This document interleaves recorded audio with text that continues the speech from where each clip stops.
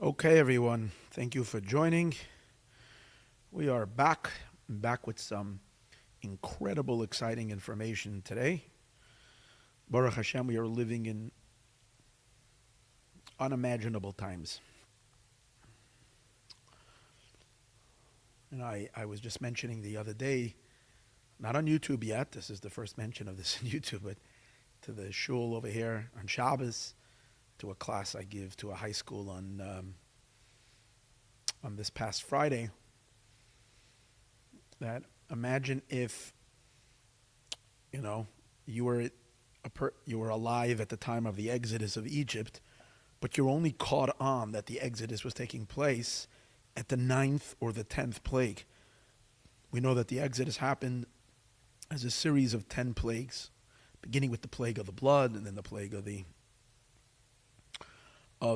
frogs, and so on and so forth.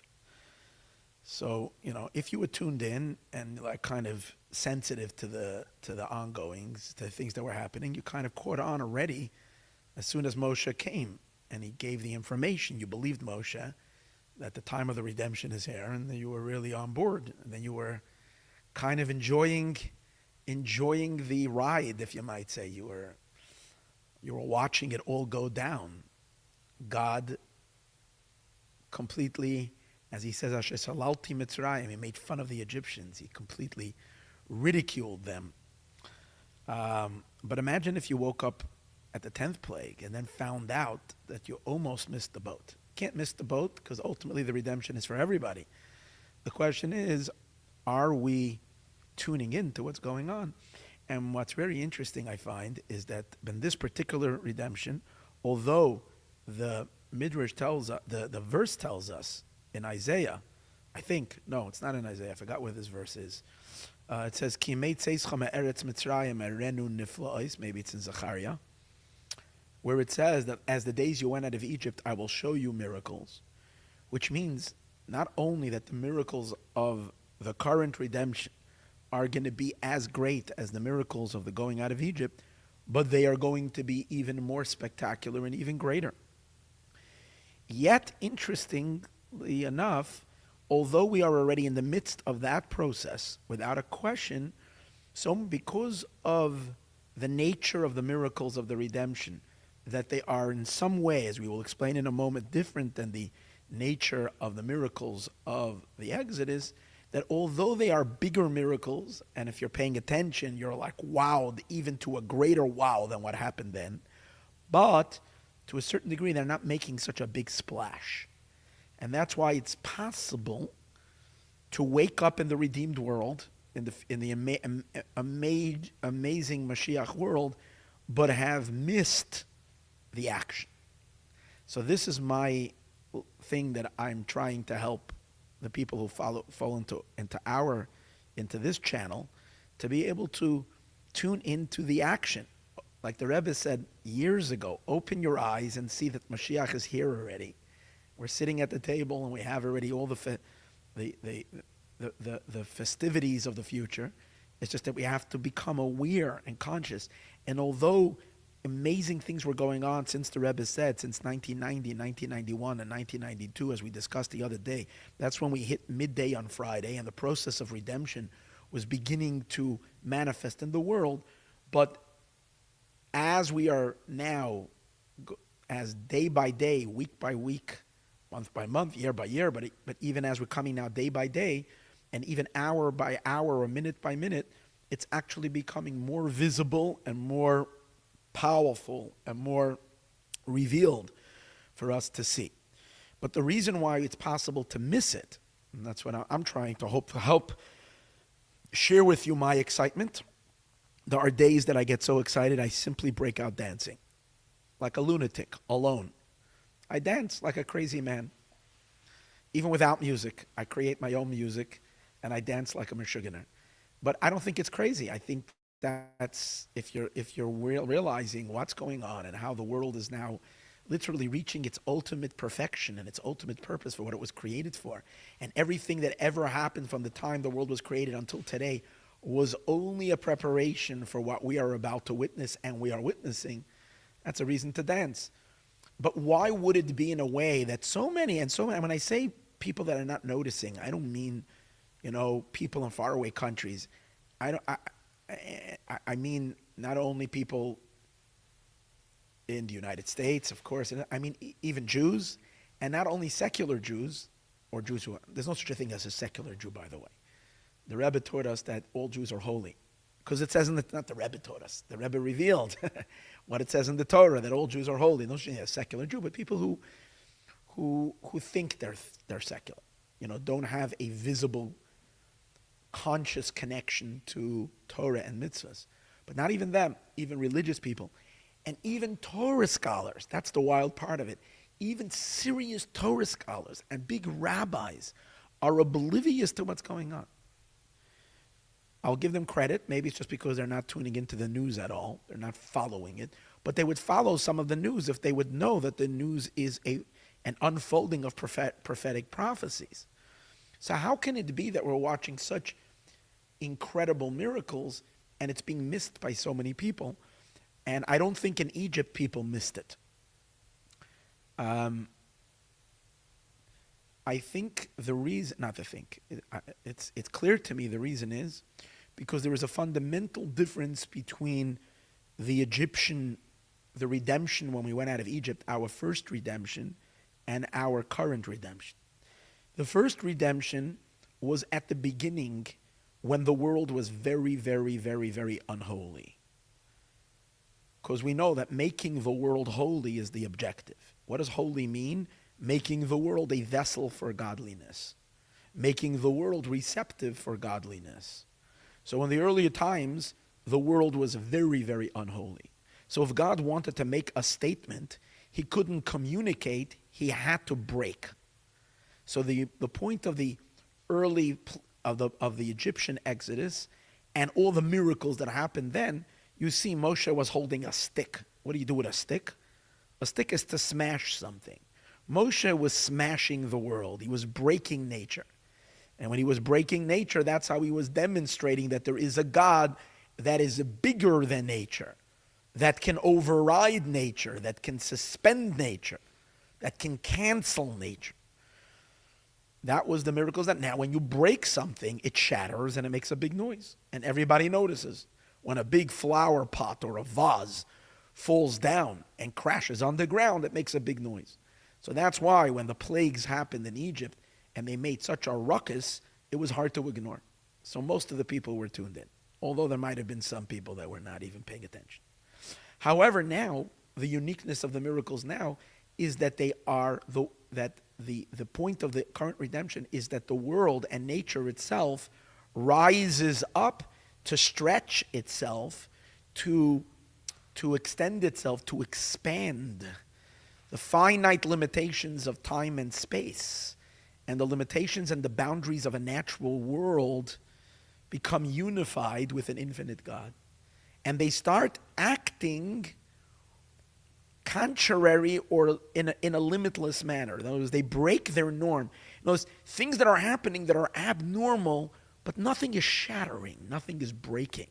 So the noise is not here. So therefore, things happen without that commotion. And if you're not tuning into what's going on, sadly, you're missing it. So the redemption is happening, and we're going to see the full Beis Hamikdash. I have no question. The building of the third temple, whether it's coming down from the sky, whether it's going to be built from below, whether it's going to be both together, as we know, the various different opinions, we're going to see that happening very, very soon. And I say very, very soon, we mean literally very, very soon. I hear some of these rabbis say, "Oh, it might happen within our lifetime." No, I'm talking about very, very, very soon. It's not going to shock me if it happens this month. I go to the mikveh now every single day, although as a chassid, I should go every day, but sometimes the laziness gets a hold of me and I get lazy and I say, what's going to happen if I don't go to the mikveh? I'll be fine, I'll daven, I'll learn without going to the mikveh. Today's days, I can't do that anymore because I don't know if a Moshiach is going to be revealed today. I must be ready. And I'm going to share something with you, and I shared it a couple of months ago. My father has been always telling people all the time, how can you do something active to prepare for Mashiach? He says every day for men that you go to the mikveh daily, it's a Hasidic custom, is when you go under the water, do one submersion in the mikveh with the intention that I'm preparing myself. If I have to see Mashiach, who is the Holy of Holies, you wouldn't want to greet him without having cleansed yourself in a purification of a mikveh. So today's days, I literally don't miss a day, and I try to be conscious that I'm dipping now. What? Because I might be greeting Mashiach, the living Mashiach, literally face to face today. And I don't want to have to run then and find the mikveh until they open the mikveh and so on and so forth and delay it. Right? We want to be able to go right away. So that's where we're holding right now. It is so imminent. It is so crazy imminent.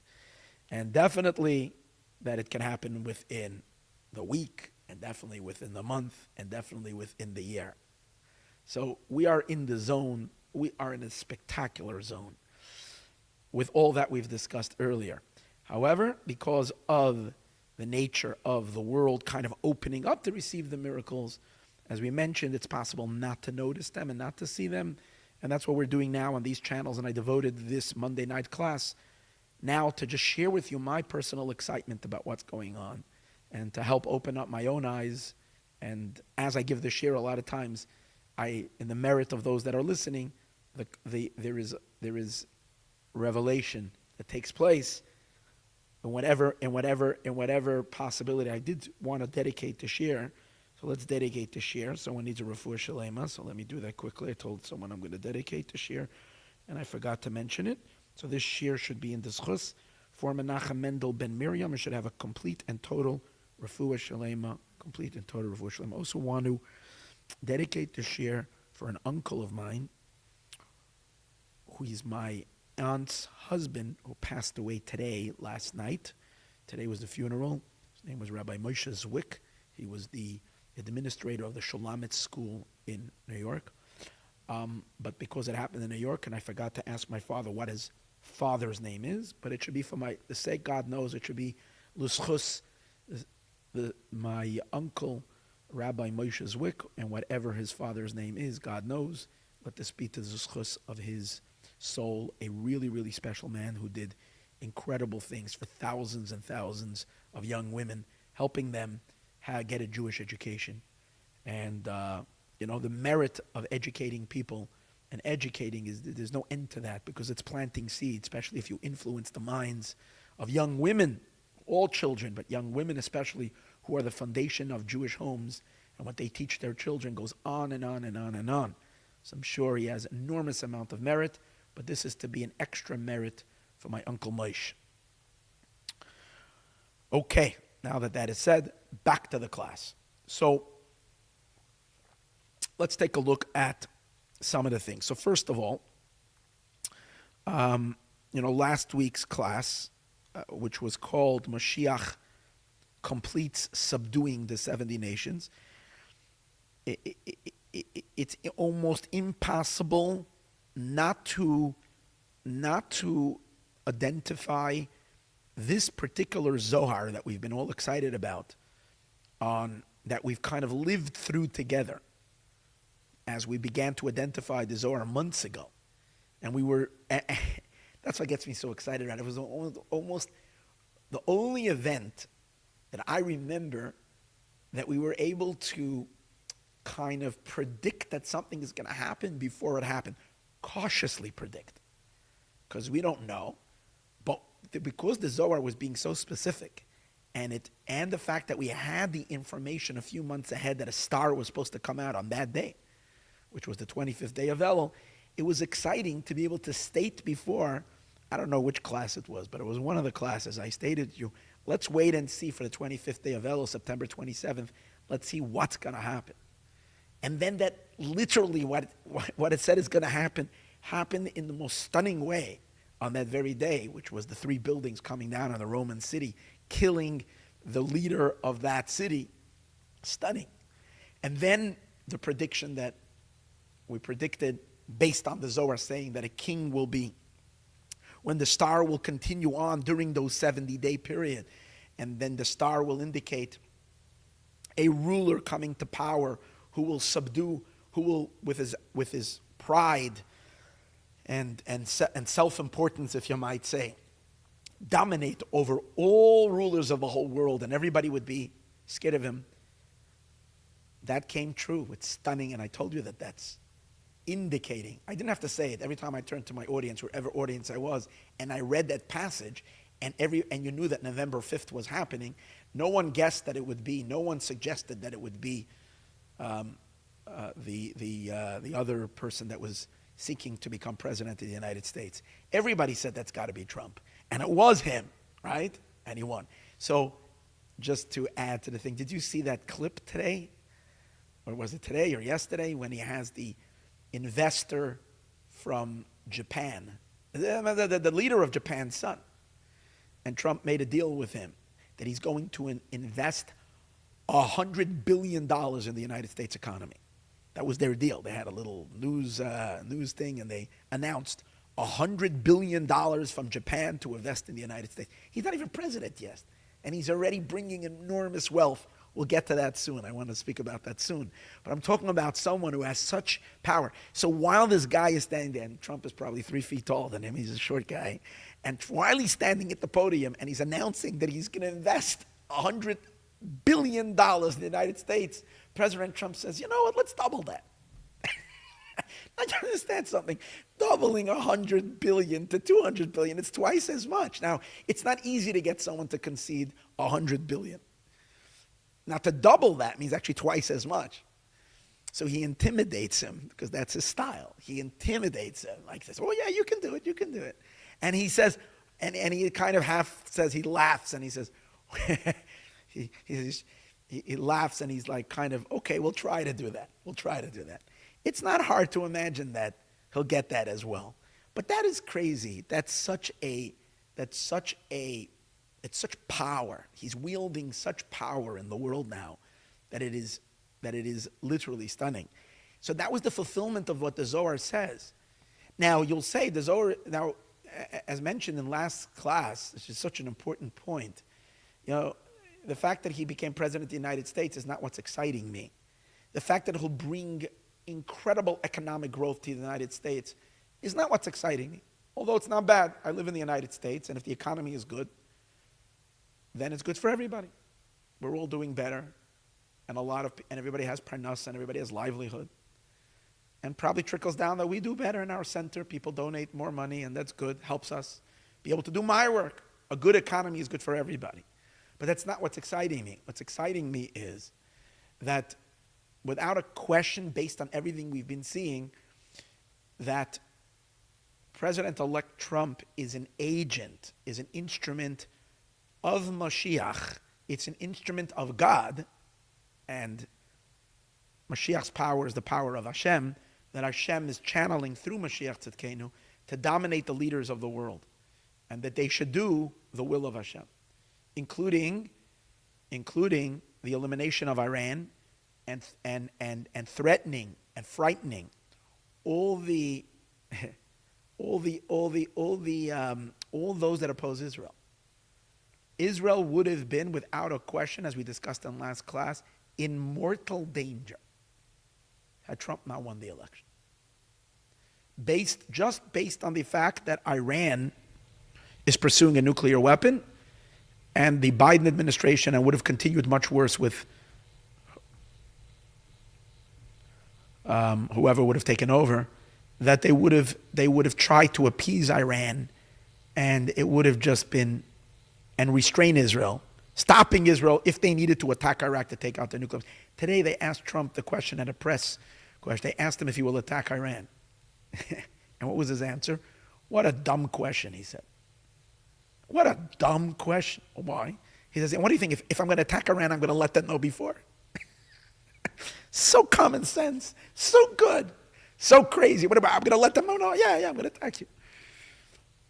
But one thing I can tell you, the Iranians are trembling from him.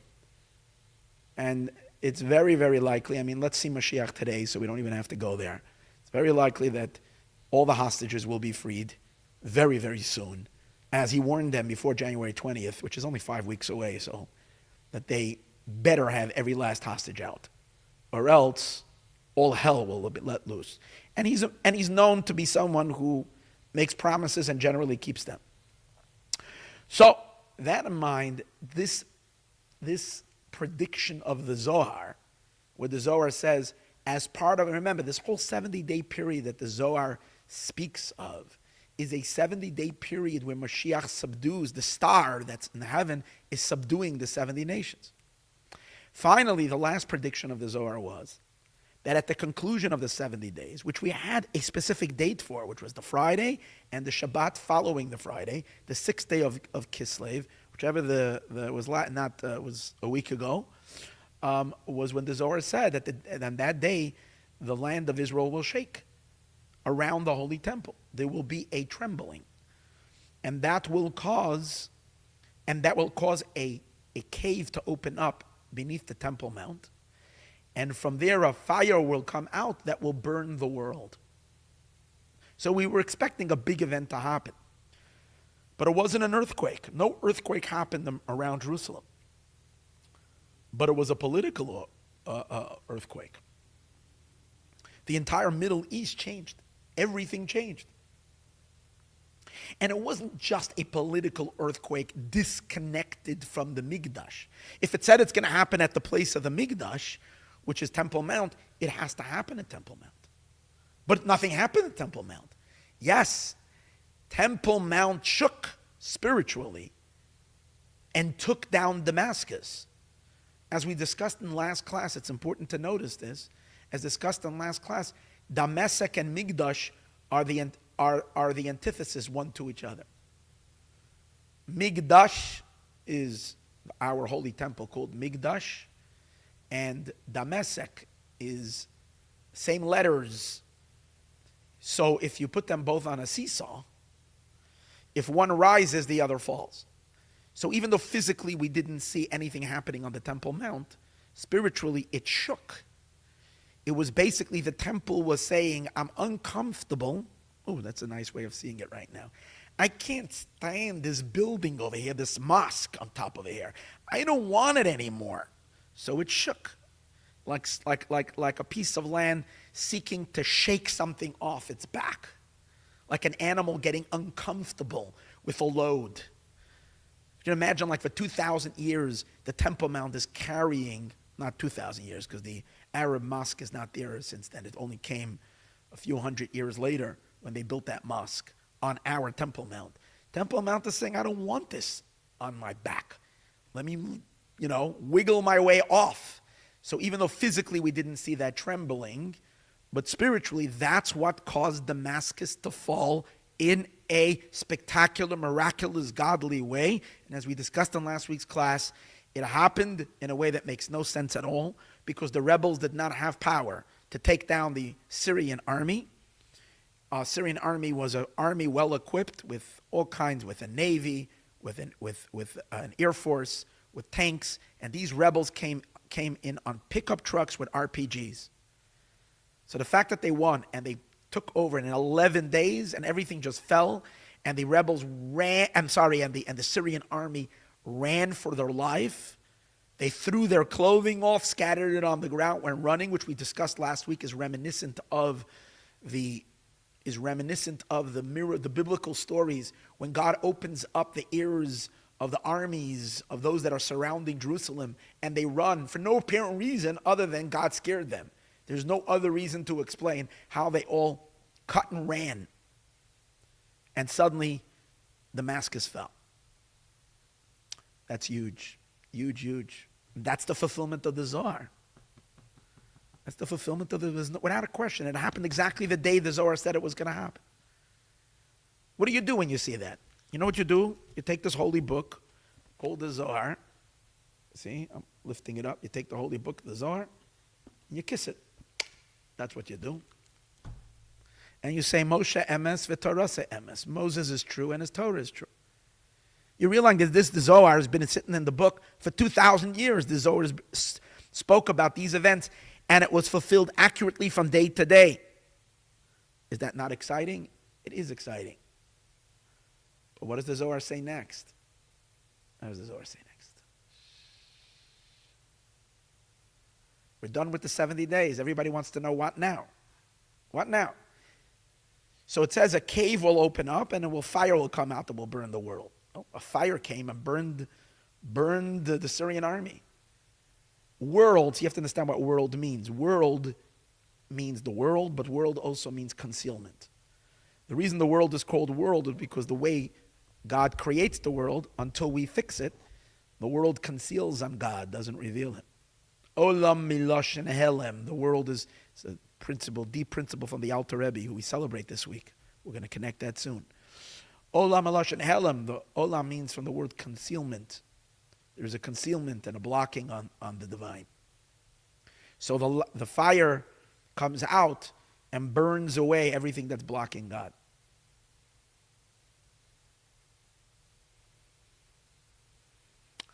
Okay, but what's next? So the Zohar continues. Umahi Marta again, and from that cave, Yizgei Chad Oifa will come forth either a big bird, according to one opinion, meaning one reading of the Zohar that a bird will come forth, or there is another reading of the Zohar which reads it Anpa, either Ofa or Anpa. Anpa means a branch. So either a big bird or a big branch. Ravrava ilah, a great, big, high bird or branch. The Yishlit B'chol Alma that will rule the entire world. A bird, a branch that's going to rule the world. What is that?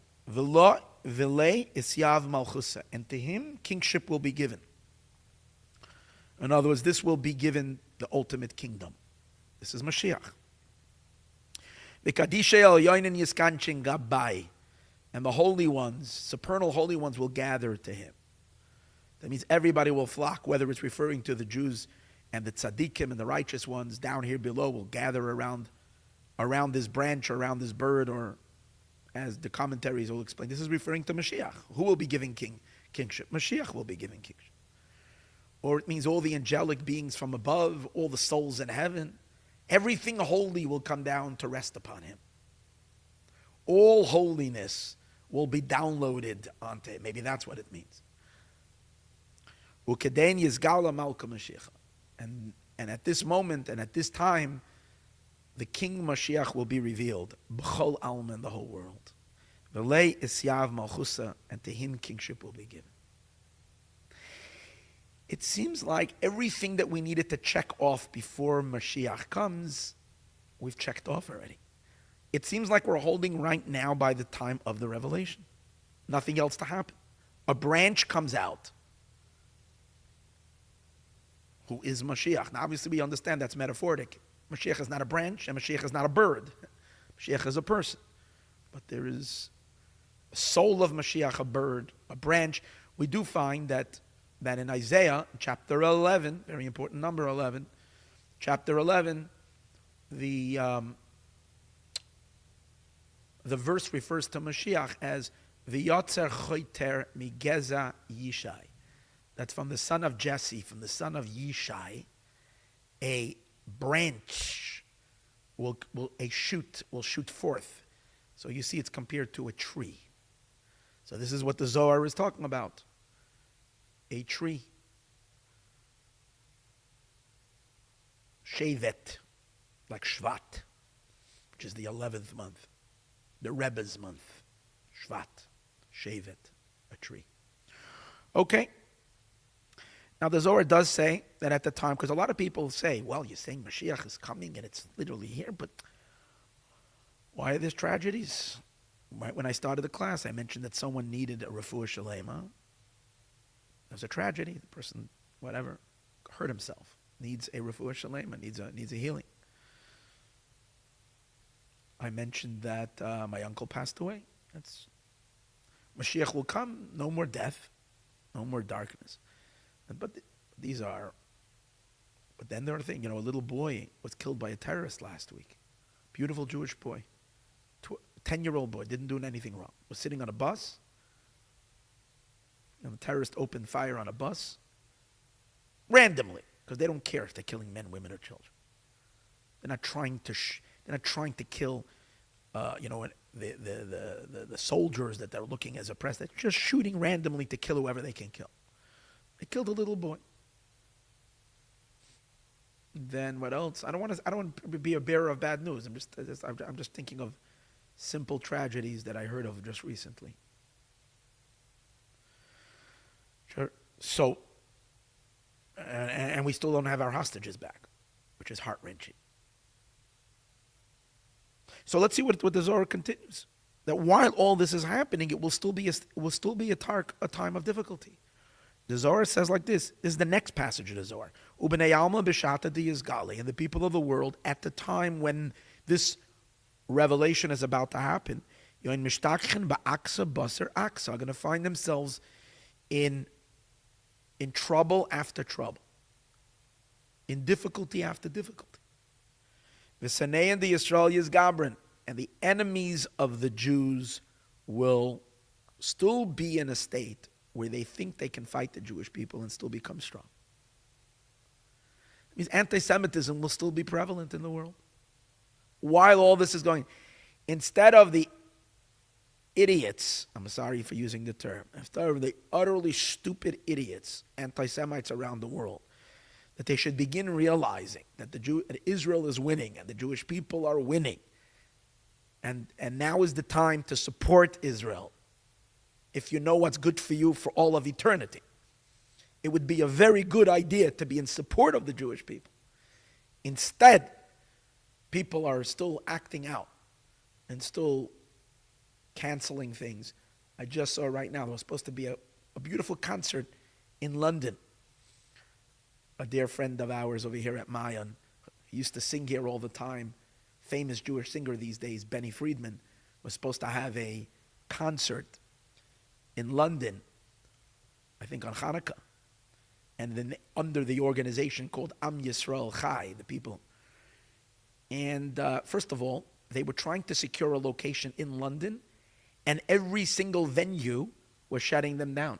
We're not giving them permission. They couldn't find a venue. When they found out it's a concert in support of Israel, they would not give them, the venue would not allow them to have a show there. It's amazing that this can happen in 2024. Well, the Zohar says that. But here's the thing, they finally secured a place, and they were supposed to have this concert. Tickets went on sale yesterday, and today the announcement came that the venue backed out. The singer is too Israel, too Jewish. Of course, there's always the excuse of security reasons. They're afraid of the Muslim population that's going to come and not allow the Jews to have a concert. Those Jews, we're going to stop those Jews. That sounds like in the 1500s or the 1600s when they would come out of the taverns drunk, and they would be the rabble riser, and he would say, those Jews are stealing our money, and let's go to the Jewish ghetto, and let's break in, and let's murder, and rape, and kill, and pull. So you would think that people got over that, but I guess not. Well, the Zohar says, same story. The enemies of the Jewish people will still be strong. Mashiach will catch them by surprise. They won't have time to do tshuva, to do repentance. They will still be in middle emailing the Jewish organization that they canceled their thing. When Moshiach will pop up, then they'll try to delete the emails. This is what's going on. The Zohar says it's going to happen. V'yeshetzei le'edom chayava. And he will destroy the guilty Edom. V'chol ared Seir, in the land of Seir, yoikid benuri, he will burn in a fire. Okay, whatever that means. And then the Zohar goes on to speak about the resurrection of the dead. Now, what's exciting to us is, let's not get too carried away with the anti-Semites and the darkness, because I don't like to focus on the darkness. We like to focus on the light and on the blessings. So, we are right now in the zone of Mashiach revealing himself. That's exciting. That's exciting. So let's talk a little bit. I want to touch up a little bit on the unfolding, because what I really want to touch upon today is what is the essence. Mashiach is a human being, he's a person. But what is the essence of his power? What is it that he brings to the world? And as a result of that, what should we be expecting to happen in terms of as Mashiach's light and presence is emerging out of the cave? Now, I can tell you one thing. Mashiach is not going to come out from a cave under Temple Mount. That's not going to happen. Mark down my words. You can sign it. Mashiach is not coming from a cave under the Temple Mount. And I'll explain that another time, not today. That's not where he's coming from. But it does mean something. It means it has a more of a spiritual meaning, as we should understand. But what is the nature of that revelation? What is the nature? What does it mean? So for that, and what is supposed to happen? So what really is where I'm going with all of this is, when Moshiach reveals himself into the world, we're going to see something really, really, really, really interesting. And that is that everything that opposes the Jewish people, holiness and godliness, will innately, not only will it become silent and quiet from its opposition, but the darkest things in the world will flip over to become allies and supporters. The biggest curse you can curse an anti-Semite. He will look inside his soul, seeking his, before I said they will be caught with their anti-Semitism. No, much worse than that. He'll try to be an anti-Semite, he'll try to be evil and try to fake the Jewish people, and he won't be able to find it within his soul, within his being. Quite on the contrary, every fiber of his being and soul will tell him, not because of a good reason that he wants to assist the Jewish people because he wants points, but because something, he will fall in love with Israel, fall in love with the Jewish people. The opposers themselves will be transformed. Every darkness will turn to light. That's the secret of Pada B'Shalom Nafshi. It's the secret of this week's theme, the theme of the great holiday that's coming, the 19th of Kislev, which is the redemption of Chassidism to the world, which is the beginning and the essence of Mashiach, is the lights of Chassidus that comes to the world. And we know that the redemption of the Alter Rebbe, Reb Shneur Zalman of Liadi, and I know I'm throwing in something that is totally not spoken and part of what you're listening to right now, but I will Be'ezrat Hashem explain it, is that the redemption happens in a manner of peace. What kind of peace? Ki berabim hayu imadi, that even my enemies, even those who have opposed me, will flip over and turn and become friends. Enemy will become ally. That's the theme. That's what Moshiach does. Moshiach doesn't crush his enemies. He doesn't burn. I guess he does so in the early stages, and that's what we've watched already. Assad had to run away, and his armies were decimated. Many evil people were killed. Hezbollah, Nasrallah, Hamas, these real ultimate wicked of wicked had to be broken and destroyed. However, many of their supporters and many of the evil that exists within the world will become metamorphosized, will transform, will turn over, will become ally. Now, you've watched that already. Not you, all of us have watched that already stunningly. When I'm going to point to a few events where that happened. The first of them, and the most important one, was the government of the United States in 2016 when Trump became president. That was a complete overhaul of the United States State Department and of the system of governments in the United States that has been siding for quite a while and intimidating and giving Israel a hard time, and really never ever gave full-on support to Israel. Even during the wars of the Yom Kippur War, even during the wars of the Six-Day War, even during all those times, it was always half-heartedly. There wasn't a full and complete committed assistance to Israel that the United States should have given to Israel. There was always a lukewarm support. Although, of course, it was pretended that Israel is our best friend. But it wasn't that way. And I'm not going to go into that. Do your research, and you'll see that was the case. It wasn't until 2016 when Trump became president that he supported Israel in a way. His first trip out of the country was to Israel, He went to Saudi Arabia and he went to Israel. And he went to the Western Wall, which no other president ever did, sitting president while they were president, to go to the Western Wall. And he had the courage to declare Jerusalem as the eternal capital of the Jewish people. He had the courage to move the embassy to where Israel feels their capital is, not where the 70 nations of the world think the capital ought to be. So Trump was the only one who was bold enough to do that.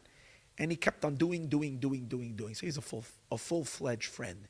And as I mentioned to you, he was so bothered by the fact that the Jewish people are not recognizing that. He was so hurt by it. And I don't blame him for being hurt by that. He should be hurt by that. Like, don't you see? The media painted him as such a monster and as such an evil person that many Jews could not see that. And therefore, were part of this whole, war against him. In any case, he was a true friend. Now that is a flipping over. It's a flipping over. It was a flipping over of darkness to light. And what was so special, and I'm going to speak about it later, is that Donald Trump was not and is not a religious person. He believes in God. He's not the most religious person. So if it would be some Christian or some what do we call evangelist or whatever you call them, evangelical, who would be inspired by the what do we call it, by the gospel, if you might say, by the Bible, by the Torah, and based on that, throw his full support behind Israel, because based on the notion of those who bless them will be blessed, like you listen to, that you can hear from all the evangelicals constantly quoting John Hagee and the various different ministers who always bring and encourage Americans to be full supportive of Israel. You even have such senators like the one from Texas, I forgot his name, and others. They're fully supportive of Israel, but they're coming from a religious place. Trump is generally a secular person. He's not the holiest guy, if you might say. He's not someone living by living by the morals or the ethics of the Bible. Okay, so when he's doing it, it's like coming from a place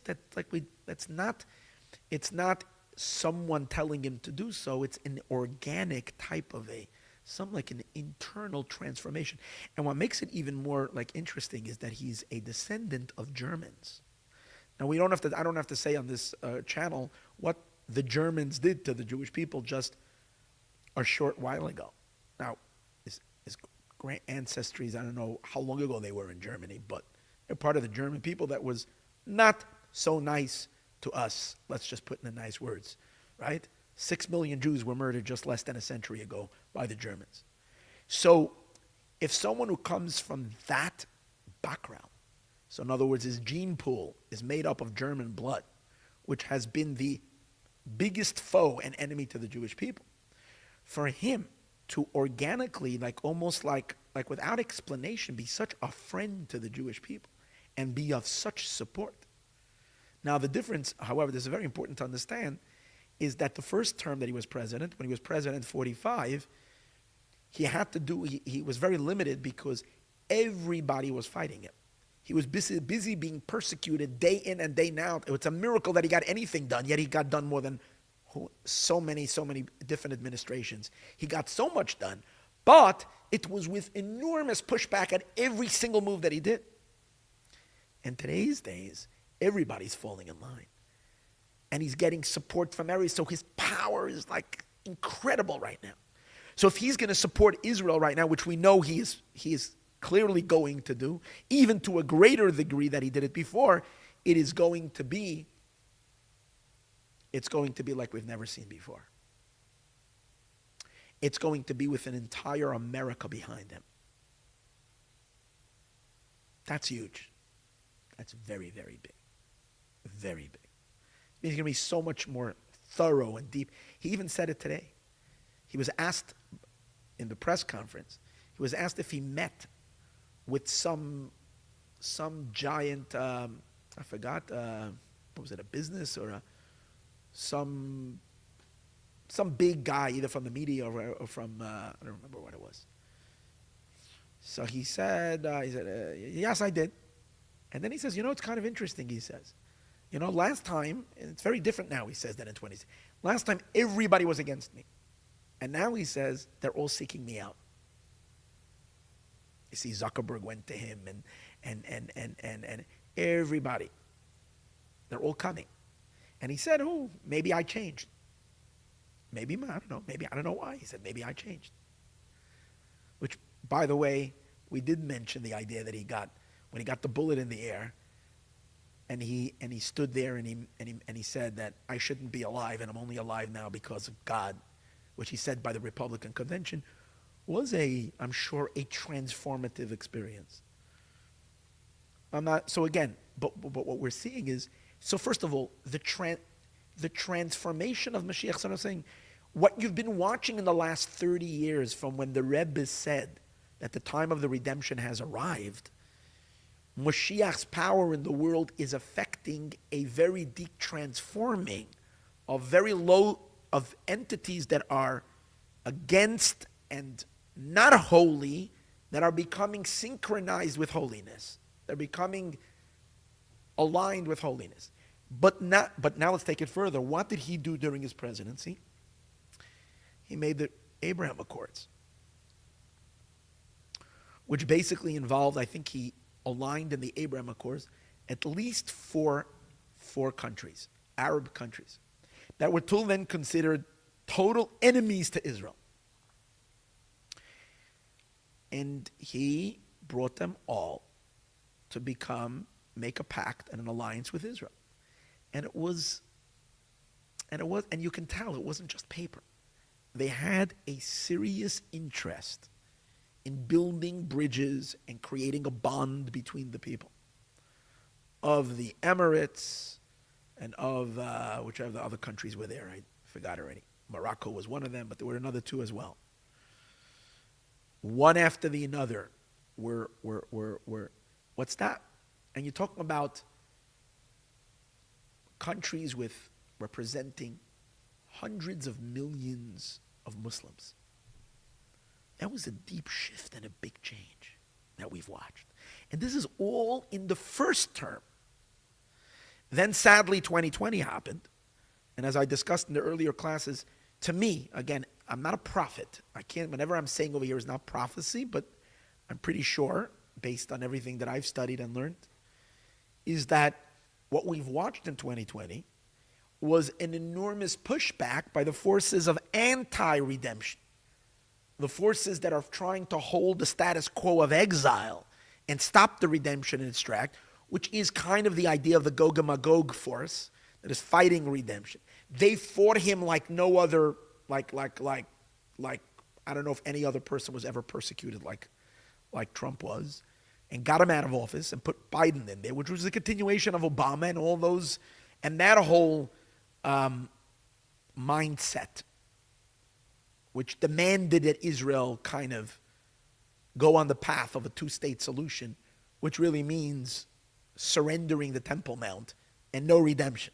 That's the idea behind it, as we discussed. So they made their pushback and kind of stopped the process. But you're never stopping God. So that too was part of a deeper scheme of God to allow that to happen. The reason is because now so much of the garbage has been exposed. So much of the lies have been exposed. So when people will now support the president and will support what he is doing, it will be an incredible support because people have seen through the lies and people have seen through all this misinformation that was thrown, and they're rejecting it. They're rejecting it, and they're rejecting it, and they're seeking truth. So that's part of redemption. Part of the redemption is that the unholy will never be able to come back again because it's inherently rejected. It's inherently seen for its fakeness and its lies. But what are we to expect? See, this is the theme over here. What we are to expect is what the little seed that we saw from 2016 to 2020, how very dark entities in the world were flipping over to become allies of holiness, or at least partially, not the whole, but partially. And now let me put it into biblical terms. The two forces are Esav and Yishmael. Esau and Yishmael, right? One representing one force. It says that the 70 nations are split into two groups, 35 and 35. According to Torah, the nations of the world are 70. And they're split into two groups, 35 and 35. The leader of 35 is Rome, Esav, and the leader of the other 35 is Mecca, which is Yishmael, the Arabs. And what you're watched in the first term from 2016 to 2020 is that not only was there support, but there was a flipping over in both, in Esav and in Yishmael. Trump, as mentioned, has all the characteristics of Esav. And America is part of Esav's world. And the fact that America has, and so much of America is tremendously in support of Israel. But now they have a strong leader who will actualize it and will do it. That's Moshiach in action. That's Moshiach in action. And the fact that the Arabs have also flipped, not all of them. But Trump was complaining the other day and he said, take a look. My successors, the ones who took over, Biden and this administration, they had a golden plate. They had, I've given them the opportunity they couldn't stand. They didn't offer him a Nobel Peace Prize. No, that they can't do because God forbid, he's a monster. He's the darkest human being to ever live. He's such a bad guy. So they're not going to give him a Nobel Peace Prize for actually making peace. He actually made peace. No. For that they reserve only for Obama. He deserves a Nobel Peace Prize. Not him. Fine. But at least he gives you the Abraham Accords on the thing. Continue, develop on it. No, instead of supporting Saudi Arabia and helping the Saudis join, which the Saudis were very close to doing, what do? They go back to prop up Iran.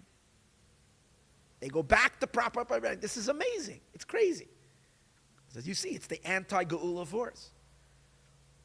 They didn't further it, but boy, oh boy, is this going to now continue. Now again, my hopes is that we don't even have to watch any of this happening. My hopes are that we experience the revelation of Moshiach himself happening very, very soon. So, what do I mean by that is that literally we see Moshiach, not just his forces, not just his influence, but we see the human being of Moshiach himself in front of our eyes. When he will walk through the door, obviously, game's over then. However, if God forbid it still takes a little time for that revelation to happen, from January 20th and onward, you will see, without a question, how many nations will line up in the Arab world to join this incredible alliance of the Abraham Accords and make peace with Israel without solving the Palestinian dilemma with a two-state solution. You will see that happening. There is no question. So what we are seeing, that's Moshiach. Moshiach is not that Moshiach doesn't subdue his enemies. Moshiach transforms his enemies. But we are going to speak today a little later, what's that power? What's Moshiach's magic to take the enemies themselves and flip them over to holiness? What is the cause of that? How does that work? We'll get to that in a few moments. But what we are watching over here is a transformation. With that in mind, I would like to take you to two events that just happened, or at least two things that happened. They're both related to each other. Back to Syria, as we discussed earlier. There was a video floating around, reported on many sites, that there was a big meeting, a public getting together of many of villagers in southern Syria, villagers from I think 6 towns, 6 villages in Syria, where the Drusim lived, the Druze population. Now we know that during the events of the last week and a half, Israel had the courage, which is also messianic, because if Jews have courage to militarily do something, that's messianic. Because you realize we have trauma from 2,000 years of persecution. So for Jews to be able to be bold and not seek permission from the world, but the Jews actually had the boldness that Israel did the wise thing. They didn't ask Guterres from the UN if he agrees. And they went ahead and they bombed all of the military might that the Syrian army left over. They bombed it all, but they did more than that. They went into Syria, into certain places. The IDF set up, literally took hold of these places. Now, a very important one, which is before we get to this point, is that we know that there is the reason why the Golan Heights was so strategic for Israel. The Golan Heights was so strategic to Israel, was because of the heights. The heights is very important, especially a small country like Israel, which is always under attack from its enemies. So there's always superiority to the one that has the heights. For being able to shoot from a high place gives you tremendous military advantage. In addition to that, you have ability to watch what's going on, to see things from a high place. So when Israel got, during the 6-day war, conquered the Golan Heights, huge, I think it was the 6-day war, maybe the Yom Kippur War, but I think the 6-day war, when they conquered the Golan Heights, which the world never agreed was supposed to be theirs until Donald Trump came and he said, I recognize the Golan side. Just, again, he did it on Purim, by the way, if you look for a special day. On Purim, which the theme of Purim is, V'nahapachu, take dark things and flip it over. So that's when he recognized Israel's rights on the Golan Heights. But in any case, Israel had that, and included in the Golan Heights is Mount Hermon. Mount Hermon is a very important mountain. It's mentioned in the Torah. Torah talks about it in Deuteronomy. And it's a snow-capped mountain. Torah even says that it's called Snir. And Rashi says it's a German word. You imagine that the Torah has a German word inside of it. From the word Schnee, Rashi says. Snir is from the roots, I don't know, German, but the origins of German. Which is from the word Snir, which Rashi says is snow, which is Snee, because this mountain. So Hermon is part of the Golan Heights and part of Israel's high ground when it comes to Syria. And it protected Israel. However, there was a peak in the Hermon that was taller than the part of the Hermon that Israel had in possession. So ultimately, there was the Hermon Hasuri, as one of my Tzipora, she's not here now, Tzipora, who comes to my classes and gets very excited when we teach. So Tzipora tells me, she's Israeli. She says, the Hermon Hasuri, the Syrian Hermon, which is even a higher peak than the Israeli Hermon peak, which till now was not in Israel's hand. And now Israel has taken possession of the Hermon, the full Hermon. Since the Syrian army was defeated, Israel decided it's time to prop an Israeli flag on that mountain peak. And you know what? They're never going to secede it. That place they're keeping. Even if they plan on pulling out from their positions in Syria, whatever agreement they're going to come with the Syrian new rebels, whatever they're going to come with.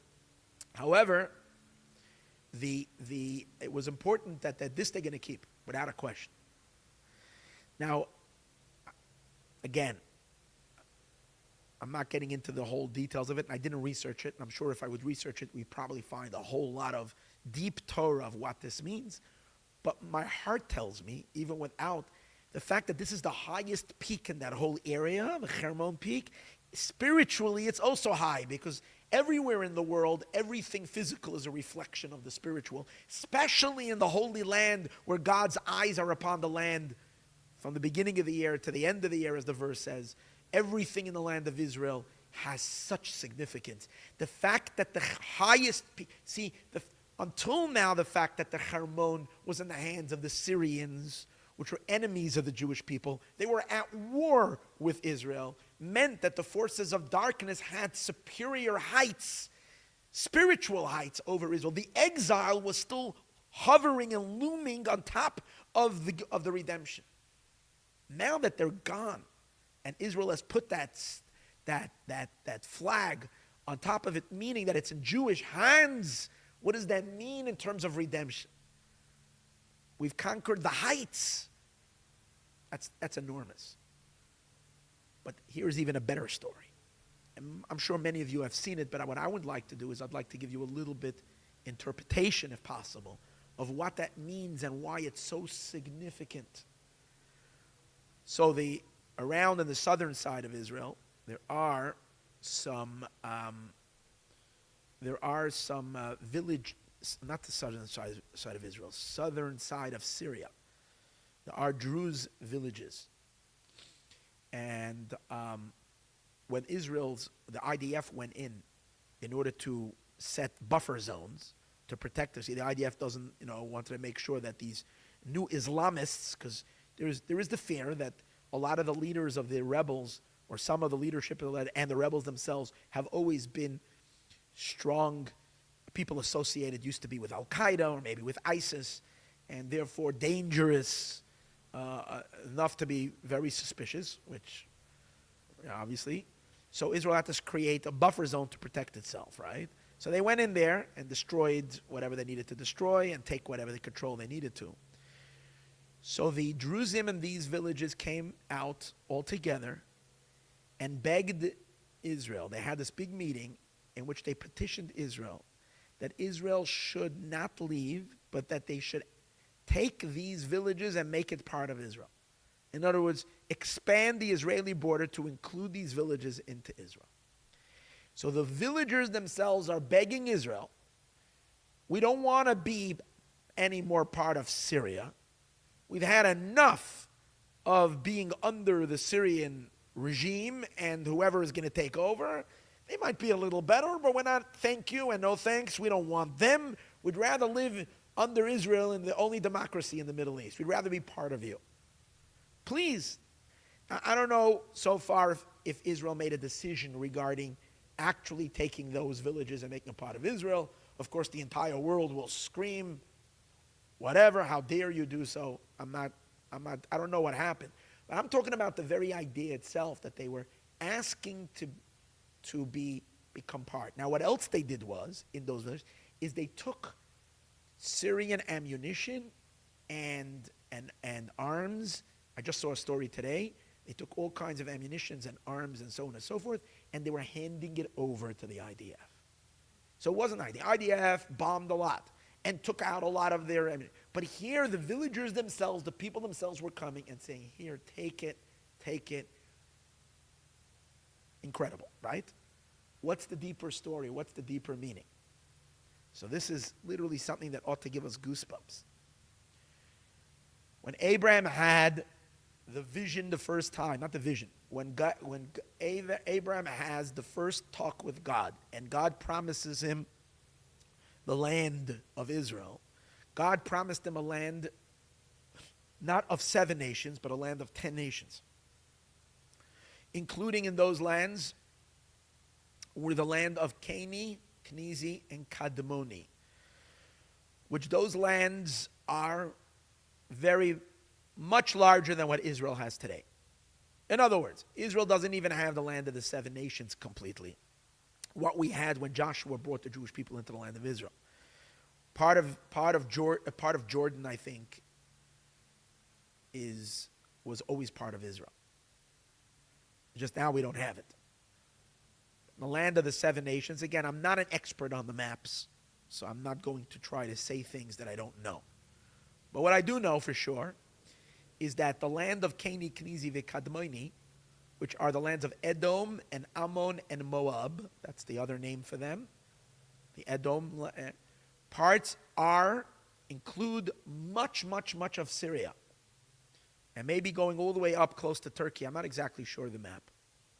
what exactly is included in the Keni, Kenizi, and Kadmoni, which God promised Abraham. Which means that in the time of Moshiach, Israel is going to be much, much, much larger. We said last week what the Midrash says, that Jerusalem is this, that Damascus is going to be a suburb of Jerusalem. Which means that all of that is going to be part of Israel. Keni, which are the three lands, are Keni, Kenizi, and Kadmoni. Okay. So what came to mind when I saw this story? What came to mind was something that I would read, because I teach the Rebbe's teachings a lot, especially his teachings regarding Moshiach. In the last year that the Lubavitcher Rebbe spoke, in 1992, in the early winter, must have been in October or early November, Parshas Lech Lecha, 1992. The Rebbe speaks about the expansion of the land of Israel in the days of Mashiach, and how we are to expect already now to start receiving the expanded Israel. And I'll read you the words the Rebbe says. He said these words 33 years ago, and I have to admit, when I read this the first time and continued reading it, I felt like, okay, Rebbe, this sounds like you're dreaming. This ain't happening.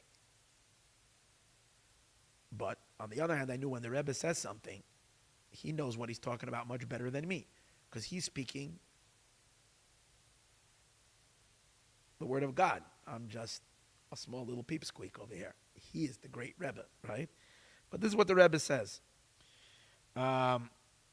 Pisa moving, we need to understand. Pisa moving, based on this, it's understood that today's days already, we need to start preparing ourselves. This is in Parshas Lech Lecha. For those who want to know, it's in chapter 6, in the edited talk of Parshas Lech Lecha, 57-52. It says, based on this, it's understood that the Shazman Garama, that the time itself is calling, that we have to get ready, to leave the lands of the exile, that Jews need to start packing their bags. Like reminiscing the words that God says to Abraham, go up to the land. Take it from a Yad Mamish. We have to get ready right away. And we're going to acquire the land of Israel completely. What? Kol Eser Aratzos. All the 10 lands we're going to get. Shenachlas Olam Shel Bnei Yisrael, because they are an eternal inheritance to the Jewish people. Yerushalanu Ma'aviseinu. We have this as an inheritance from our parents, from our forefathers. Me'az bris bein apsarim. From the covenant that God made between the pieces in Genesis, in the third portion of Genesis and Lech Lecha. V'chidush ke'es yeh. And what's going to be the great novelty? What's going to be now that is going to be so stunning, so like, hear these words. Sheyizkablu as gimel ha'aratzos b'darkei noyam. That these 3 countries, we're going to get them in a manner of pleasantness, u'b'darkei shalom, and in a manner of peace, since it's going to be the time of Mashiach when there is no war. Ella, but rather, what's going to happen? Umaysa olam, the nations of the world, atzman themselves, yimseru oisam, are going to give them over, Libnei Yisrael, to the Jewish people, b'ritzaynam hatov, with their good will. That's the words the Rebbe said. And I have to admit that when I would read this, I would say, judging on the animosity and the hatred, and we can barely hold on to the land that we have now, when everybody is calling we're thieves and colonists, have to rob the world from the Palestinians, to believe that there will be lands of outside in other countries that are going to be given over willfully to Israel, that's wishful thinking, but that's not going to happen from a realistic point. Well, it happened already. It happened this week. This is literally what happened. Obviously, we're talking about much more and on a much greater scale, but when something begins to happen, when there is a little bit of it already happening, and it happened, just like I told you earlier, when 4 countries joined the Abraham Accords, you can bet that before the year 2025 is over, you'll probably have another 5, 6 Arab countries that will be part of that alliance. Saudi Arabia will join. This one will join. They will line up like crazy. There is no question.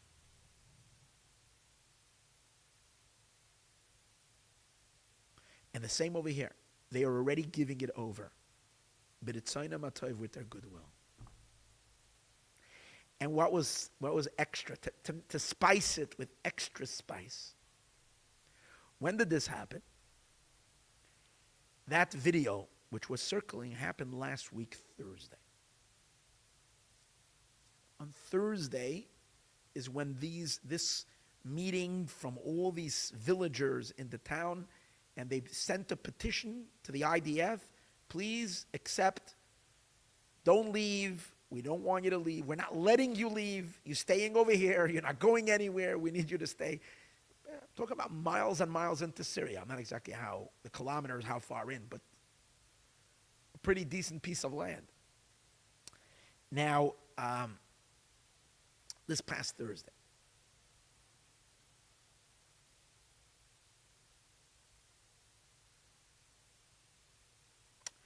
so first of all, let me grab a second.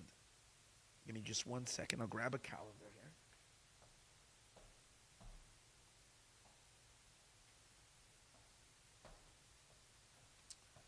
So first of all, 1 second. Thursday was the 11th day of Kislev. So it's important to know that. Because as I'm telling you that the power of Moshiach is number 11. The Rebbe is number 11, as I told you many times. Everything about Moshiach is connected to number 11. But the other thing is that, the Rebbe instituted that we learn Maimonides. That we go through every year, we go through the entire book of Maimonides. So, and how do you do that? You do that by learning three chapters of Maimonides a day. And if you do 3 chapters a day of Maimonides, you can go through the entire book of Maimonides, the book of law, the Mishnah Torah of Maimonides, in which he encapsulates all of the Jewish Torah law and you can complete it in 1 year. And then we do it again. So we're constantly busy. The Rebbe gives a big load for everybody. There's another program where you finish it once in 3 years, but that the Rebbe said is only if you can't do it in the more on a greater scale, to do 3 a day, and you really can't because you don't have the knowledge, you don't have, you can't, whatever, so you can do it 1 chapter a day. So let's take a look. What was the Maimonides of last week? Everything is by divine providence. So let me go back. What's today? Today's Monday. So this one, I'm going back on my phone. I have it on my phone here every day, the class, every day the program. So this was, today was Monday, this is Sunday, this is the Shir for Shabbos, Saturday, and this is Friday, and this one is Thursday. So on the Thursday Maimonides, it says like this. It talks about cities of refuge, which is an interesting thing. It became popular in America. We never heard the concept of cities of refuge, but today's day is because there are cities of refuge who don't want to deport anybody, wherever. Fine, I'm not getting into that element. But in Torah, there's such a thing as called cities of refuge, which is supposed to make a place that if someone takes the life of another person accidentally, they're not punishable by death, like comes if someone murders someone intentionally, but they're also not off the hook, because if a person was a cause, like you call manslaughter, but in this case it means that when you didn't, just out of negligence, or just didn't realize and you ended up, God forbid, taking someone's life, the person has to run and stay in a special city, and they're not allowed to leave that city. And if they leave that city, then they're liable that the relative is allowed to to avenge the blood of their relative that died. That's called the laws. So the Torah says that we have to set aside 6 cities all over Israel. There are 6 cities of refuge. But then it says, Let me go back.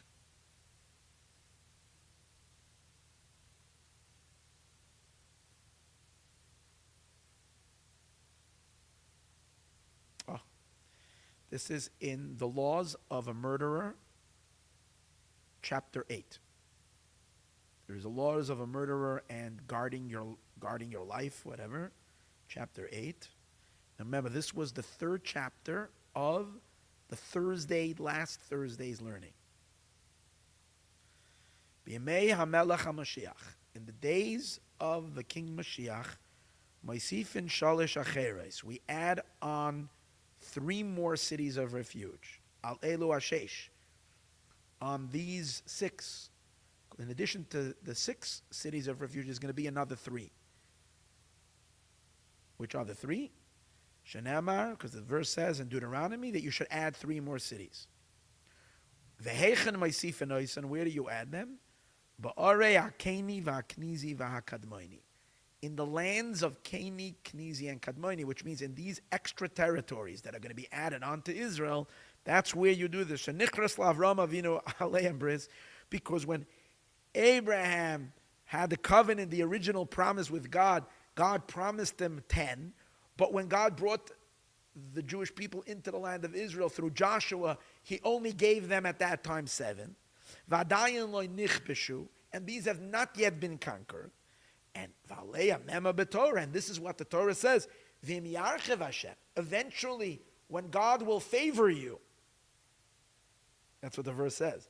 If God will expand your land as Gevilcha, Kashanishba, like he swore to your fathers, when God will keep the promise, V'nosan lochas kol haaretz, and he will give you the whole land, then you should add 3 more cities. I found it really interesting that was the very day the Rebbe instituted, we shall learn Rambam, and on the very day that we started seeing the fulfillment of this promise, about at least the suggestion being made that territories that are part of these lands, it's part of this extra land that was never part of Joshua's land, but it will be in the time of Mashiach, was being offered up by the people themselves, and they, without a war, because as the Rebbe says over here, Mashiach doesn't fight battles. Once Mashiach is revealed, he flips everybody over. That's cool. So we're watching a major transformation happen, and if that's not enough, let me share with you. If that was not enough, I'll share with you another interesting story over here. Shiites. Oh, listen to this one. This was in the Jerusalem Post today. I don't know how to pronounce his name. I'm going to try my best. Wiham Wahab. Okay, sounds pretty Arab to me.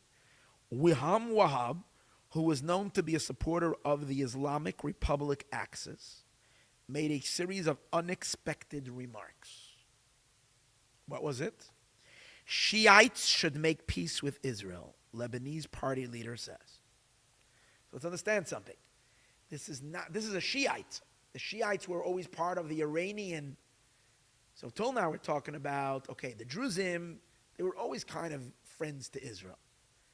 If you heard it from Sunnis, the Sunni countries we saw already, that was the Arab Emirates. These were all Sunni countries. The Shiites, they're the darkest enemy of Israel. They're the ones who are Iran, Syria, Lebanon, Hezbollah, all these. This leader is already calling that Shiites should make peace with Israel. Do you hear the voices that are changing already in the world? This is transformation. This is unbelievable. And you hear one voice, you realize these guys are so afraid to say something. But when one says it, then someone else is thinking it, and someone else is thinking it. Before you know it, it starts to snowball. This is what's going to happen. Complete transformation and flipping over of everything. This is stunning.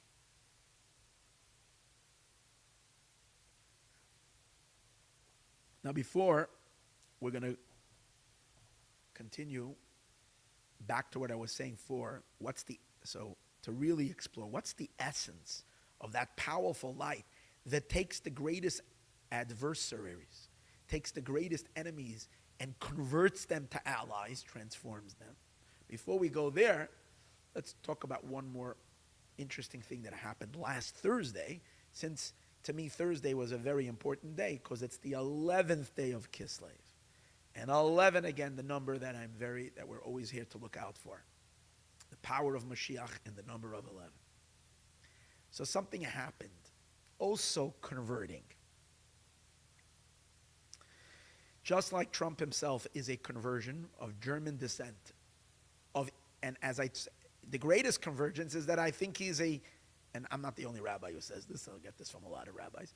I think it's pretty clear to me that he is a literally reincarnation of Esav. And Esav being flipped over to become an ally to the Jewish people, that's a flipping over, that's a transformation. But what you are watching now is that to Trump as well, his enemies are flipping over to become allies. As he said today, he says, those who hated me have become my friends now. There's a whole shift over. And the peak of that was when Time magazine last week chose Trump to be man of the year. Now, doesn't mean you're a friend. If you take a guy and you make a man of the year, don't believe it. It doesn't mean that you're saying he's a good guy. Doesn't mean that. They even ridiculously had Adolf Hitler be the man of the year one year back then because he was the most influential in the world. And some other really, really, really dark people. Stalin was the man of the year once. Okay, so Stalin hit. So Time magazine is kind of saying, listen, it's not that we're supporting him, but we just, because a lot of extreme leftists decided to boycott Times. They unsubscribed. There was a lot going on. They were sending out tweets and whatever that you should cancel your subscription with Time. How dare they choose Trump as the man of the year? Okay, so it's not necessarily that they're making lovey-dovey with him. Not necessarily, but it still took a lot. I'm sure they needed to take a lot of Valium to calm down before they were able to actually decide to put him, to calm their nervous system, to be able to actually declare that he is the man of the year. But in any case, that happened on Thursday. I don't know when the announcement came, Wednesday night, I'm not sure, because there were a bunch of contestants. Interesting, Netanyahu was also a possible contestant on that list.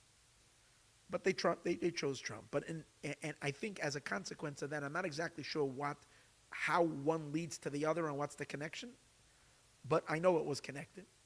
In celebration of that, Trump was called to Wall Street, and he rang the opening bell of the financial markets in Wall Street, and this was on Thursday morning on the 11th day of Kislev. So when I saw that story, I got super excited. And I'm going to make a prediction. Okay, here's my prediction. As of Thursday, I don't know how, you can't gauge it yet, but as of this past Thursday, you are going to see an enormous acceleration of wealth and economic growth in the stock market. I'm not telling you to buy stocks now. I don't know. I'm not. Don't come to me and then say you said and then I bought and I invested my money. Don't hold me accountable. I'm not a financial advisor, but it's just my gut feeling. And whether it's the financial market, whether it's the stock market or something else, I'm not saying particularly the stock market. What I'm just saying is that the economy is going to start kicking like we've never seen before, and that we are going to see such exponential growth and such spectacular wealth like there has never been. Why is that? Why am I making that prediction? And what's the connection of Trump ringing the bell? I thought he rings the bells and he goes to a high thing and he shakes a bell, but then I looked at the video and I guess he pushes a button and that's the ringing of the bell. He holds a button and that makes the... But in any case, maybe it used to be a bell. What's the significance of it and why am I saying it might be significant? I think it's significant. I think it's significant of heralding in Moshiach, a little bit like the shofar of Moshiach, in an own little weird way. I'm not saying that's the shofar. Don't say Rabbi Wolf said that the shofar of Moshiach is Trump ringing the bell. Okay. I'm just allowing my imagination to run a little wild, and if anybody wants to grab something from the share and find something to laugh at what I said, that you can do that. Okay? Here it is. I gave you one. But I'm dead serious. I'm serious in the fact that I'm telling you that I am almost certain, that it has enormous spiritual significance. And why is that? So let's explain. In Kabbalah and Chassidism, it explains, and we've discussed this in earlier classes, that Jacob and Yaakov and Esau, the two brothers, must come together in order for the redemption to happen. And the reason for that is because Yaakov comes from one order, one spiritual order, and Esau comes from another spiritual order. And the coming of Moshiach, the great blessings of the Messianic era, will only come from the mergence of this order and that order. The dynamics of Yaakov and the dynamics of Esau must merge together. What is Yaakov? Yaakov is the system called, in Kabbalah, it's called the system of tikkun. Tikkun means rectification. That's why Jews are very into tikkun olam. Even Jews are not observant, religious, but they have one very strong motive in their hearts that they must do tikkun olam. And the reason is, tikkun olam is rectification of the world, because that is what the Jewish purpose is. It's to create order and system and rectification. Things need to be organized. Things need to be controlled. There should be a system. There should be an orderly system. God wants order. The ultimate instrument of making order in the world is the Torah. That's what the Torah is. The Torah is a very, very system of organization. What's right, what's wrong, what needs to be over here, everything, it places everything in the universe in its right place. And that's why if you're living a life of Torah, it's a very governed life. It's very meticulous. And it gets into every little nitty-gritty detail of life and instructs us of exactly do it this way and not that way and this way and that way. Full of rules and regulations. That's the system of Torah. And that's what Jews bring to the world. And that's the power of the intelligence. The intelligence is all about organizing things, setting things up for success. All the different particles and parts need to be set up the right way. When things are no good, you have to get rid of them, move them to the side. That's what the Torah does. Problem with all these systems and regulations and all of that is that it doesn't allow for energy. The more systems and regulations there are, the more it stifles something, the more it limits something. I'll give you a very simple example, even from physics, that when you have inside, in between, if there's a wind blowing or a storm blowing, and you're in the city amongst buildings, you don't feel the wind so strong. If you go out and you go to the beach, the winds kick up like crazy. And the reason is very simple. Because amongst the buildings are stopping. All the walls that are there kind of break the wind. So the energy can't build. But when you're in open space, in a desert, or you are by the ocean where there is no breaking, nothing to break, there's no walls, so then the energy just is very, very, very powerful. So what's lacking in the Jewish experience, in the world of Jewishness, is that even on a godly level, is that the Jewish people have access to tremendous godly light and power, but it's all within containers. It's all within a system. And therefore, it's not the ultimate infinity of God. Esav, which is the father of the Edom world, and primarily which really on a broader scale represents the entire Gentile world, but primarily the descendants of Edom, they are plugged into a different program where the lights of God and the power of God runs freely, and it's not restricted and contained in any vessels. Very enormous and very powerful. Now, that would be great, but you can't create a world with that unregulated, unlimited light. Because if you have unlimited and unregulated and unchecked and unrestrained light flowing into a vessel, any kind of world means creating a construct. It's going to burst, it's going to break, and that's exactly what the Kabbalists say happened. That initially God was like pumping his energy, like really out. God was like really releasing the energy without any filter. Boom. And when he released it that way, what happened? The container shattered and they broke. And you end up with a big mess. That's why people who have enormous amount of energy, but they don't have self-control, what happens? They end up wrecking their lives. They end up either being drunkards or being drug addicts on the street because they couldn't restrain their energies, or being other types of monsters, killers and murderers and whatever, who knows what, because when they have a desire and a want, they can't keep it in check. They can't restrain themselves. They can't accept rules and regulations. They're just boom. So enormous amount of energy, when it's not able, when the mind, see the mind, let's understand, in the human being, the mind is from the Jewish world in concept. The concept of a brain comes from the world of tikkun. Because the brain slows things down, calms you down, says so, it sets order and design. The heart, which is the place of excitement, is rooted more in the realm of tohu, where tohu is unrestrained energy, powerful. But a human being is not a being of the mind, and a human being is also not a being of the heart. A human being is a convergence of mind and heart. When you have a good ideology, and you have a good philosophy, and you thought things out, and you really understand and appreciate, and you have a system of how to live, a good system of how to live, and then you can get passionate and excitement and bring that passion into your ideals, that's a perfect harmony. That's Moshiach. That's redemption. The fusion of the passion into the construct, without losing the energy, but bringing it into fortified and developed vessels, that's the Geula, that's the redemption, and that's Moshiach. That's the unification of Yaakov and Esav.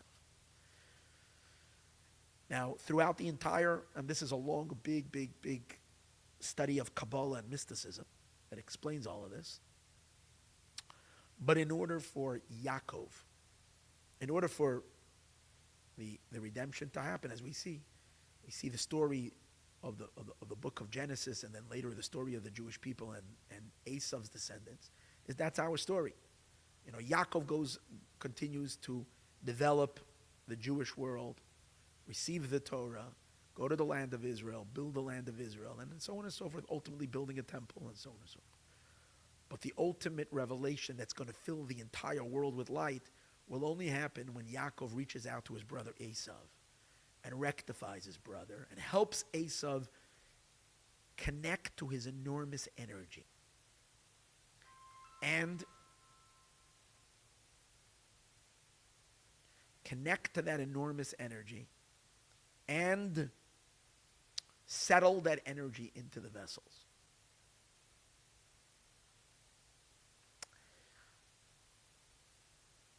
That's the what we call, that's the formula. So now I'm going to add just a little bit in order for this idea that we discussed earlier about what happened last week Thursday, in order for it to really like really light up, I'm going to add the Kabbalistic formula for this idea. Okay? It's important that we know the Kabbalah behind it. The Kabbalistic formula is as follows.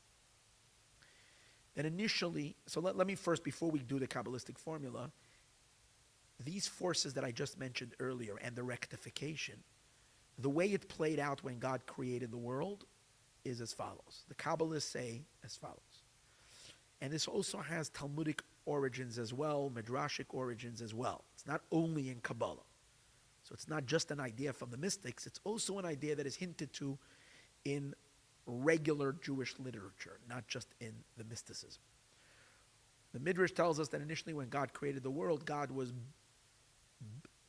creating worlds and destroying them. Bona olamot umachrivam. He created worlds and he destroyed them.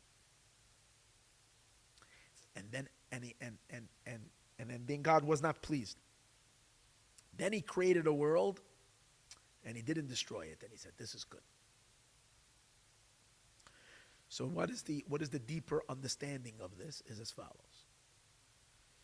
That initially when God was in the process of creating, he intentionally did it this way for a very deep reason, is that he released these powerful, powerful lights, these energetic lights, these enormous energies. And he created vessels for them because he was creating a world. But the vessels could not, the pressure of these lights, like the water pressure, can burst a pipe. Right? It can happen. A water pressure can burst a pipe. These containers, spiritual containers, they were not physical worlds, but these spiritual containers, which were meant to hold the light, could not withstand the intensity of these lights, and they shattered and they broke. So the Kabbalah says, now listen to this, that experience was associated with one of God's name. First, and that's called Olam HaTohu, the world of chaos. Okay, Olam HaTohu, the world of chaos. And it's connected to one of God's names because every name is an expression. God is expressing himself. Which name is it? It's the four-letter name of God, which is Yud K Vav K, which is the name of Hashem. However, it's a certain nuance of the four-letter name of God. It's the four letters of God when they are filled with certain letters. It's filled with a Hey and a Yud. It's called, let me tell you how it's filled, but let's first say the name of it. It's called Shem Sag, the name of 63. It's a deep mystical formula. It's called Shem Samach Gimel, the name of 63. How do we get the 63? We get the 63 as follows. Yud, which is the first letter of God's name, it has hidden letters inside of it that you don't see. But if you write out the word, if you write a Yud, all you see is the Yud. But if you say the word Yud, the Yud has a Daled, Yud Vav Daled. So Yud Vav Daled, that's the hidden letters. That equals 20.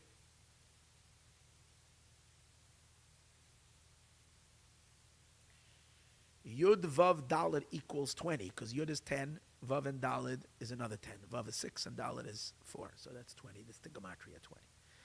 The Hey is filled with a Yud. Listen to the sound Hey. Hey, in order to make it an A sound, you add a Yud to the end. So Hey Yud. So being that Hashem's name has two Heys,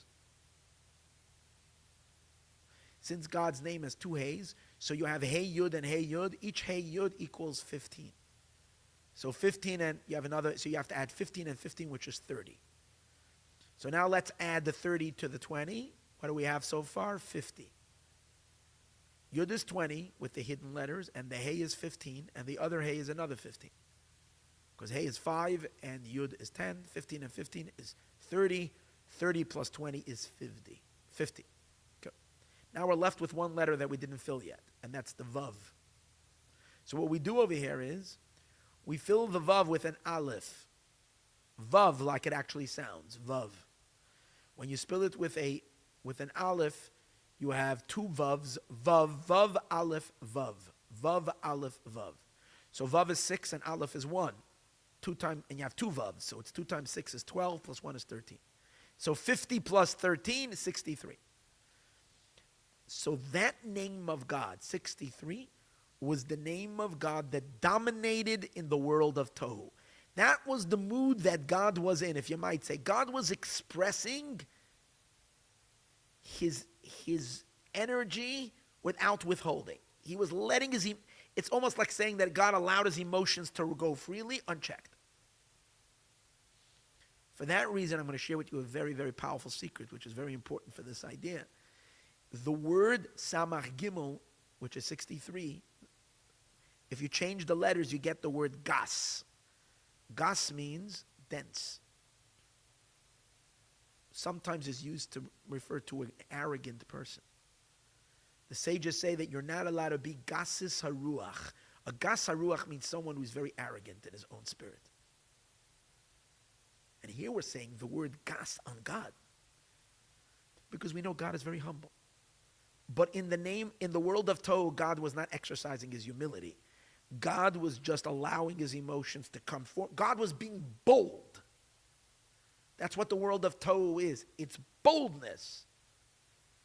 When God's kindness came forth, the kindness was being bold. The kindness didn't want to negotiate with anybody. The kindness didn't want to have a conversation with discipline to figure out that at certain times that kindness is not good, that we have to restrain the kindness. Maybe we need to be a little judging over here. Maybe someone needs a little bit. No, kindness was saying it's my way or the highway. That's called gas. The name Samach Gimel. Bold, strong. The same was also the other attribute that came forth. When God released the energy of Gevura, which is the energy of discipline and might and judgment, it was judgment to the end. No kindness at all. And that's what caused the colliding energies, and they burst and they broke. Because when you live in a world of extremism and you can't, there's no harmony, then everything turns into a mess. And that's the world of Esau. That's the source of Esau's energy, in that powerful, boundless energy of extreme emotions that are not harmonized one with each other. That's the worlds that were destroyed. But the energies are really spectacular. Then God said, all right, okay, time for humility. What did he do? He restrained his infinite lights, and now he emerged again the same set of emotions, the same set of sphirot. But this time, he controlled the energy in a humble way. And he allowed, there should be a lot of vessels, a lot of containers, or the containers were very, very, very complex and rich. And the energy that went in was much more restrained energy. More like an intellectual. You have an idea, and you're very calm about the idea, and you're thinking about like how much to invest in this, and how, as opposed to becoming emotionally excited about something, and you're like, take all your money, and you put it into one investment, you lose everything. Very calculated, very thought out, that's the way the mind works. Even if you're excited, you check the excitement, you hold it back, you say, calm down, don't go so fast, maybe I'm wrong, like there's always the speculation. That's the idea. So that's what God did. The second set of vessels were with a much lower level energy. And that name of God, and that's called Olam HaTikun. That's the world of Tikkun. And that's the world of, in Kabbalah and mysticism, it's called the world of Atzilut, the world of emanation, which has very, very rectified vessels. The lights and the vessels are commensurate with each other, and everything in that world is perfect. There is no sin, there is no evil, because everything is very much in place, everything is in order, everything is connected and conscious of God. It's a perfect world. That world, the world of Tikkun, which has also a name of God that directs the energy of that world. And guess what? Which name of God? It's also the Yud Kei Vav Kei. It's also the 4 letters of God's name. However, this time it's a different filling. Instead of it being filled with the energy that we spoke before, which equals 63, this energy is called Shem Ma. Ma means 45. Memhe, 45. The number of this energy is 45. How do you get the 45? We fill the letters differently. An easy way to remember this one, we fill them all with Aleph.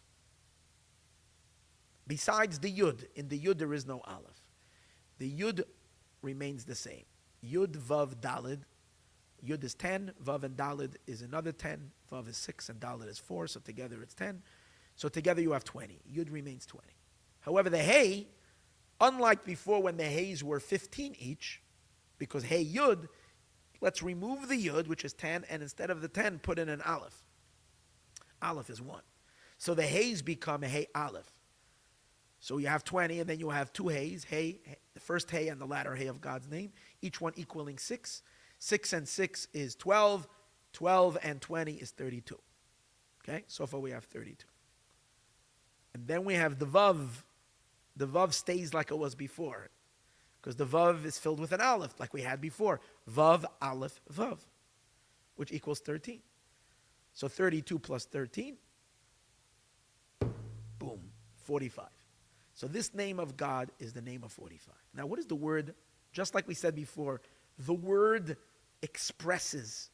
63 also is a word. What's the word? Gas. Gas means bold, the opposite of humility. Here it's the opposite. The name 45 indicates humbleness, because 45 is the ultimate expression of absolute humility. We know Moses was who's the greatest Jew? Moses. Told Moshiach. Moses. So he represents the essence of Judaism. Who's the first Jew? Abraham. What does Abraham say about himself? I am dust and ashes. Very, very not bold about me. It's all the opposite. Humility. Moses, who's the holiest Jew, the greatest, the Jew of all Jews, and what does he say about himself? He doesn't even call himself just dust and ashes. He says, "V'anachnu ma," I am what?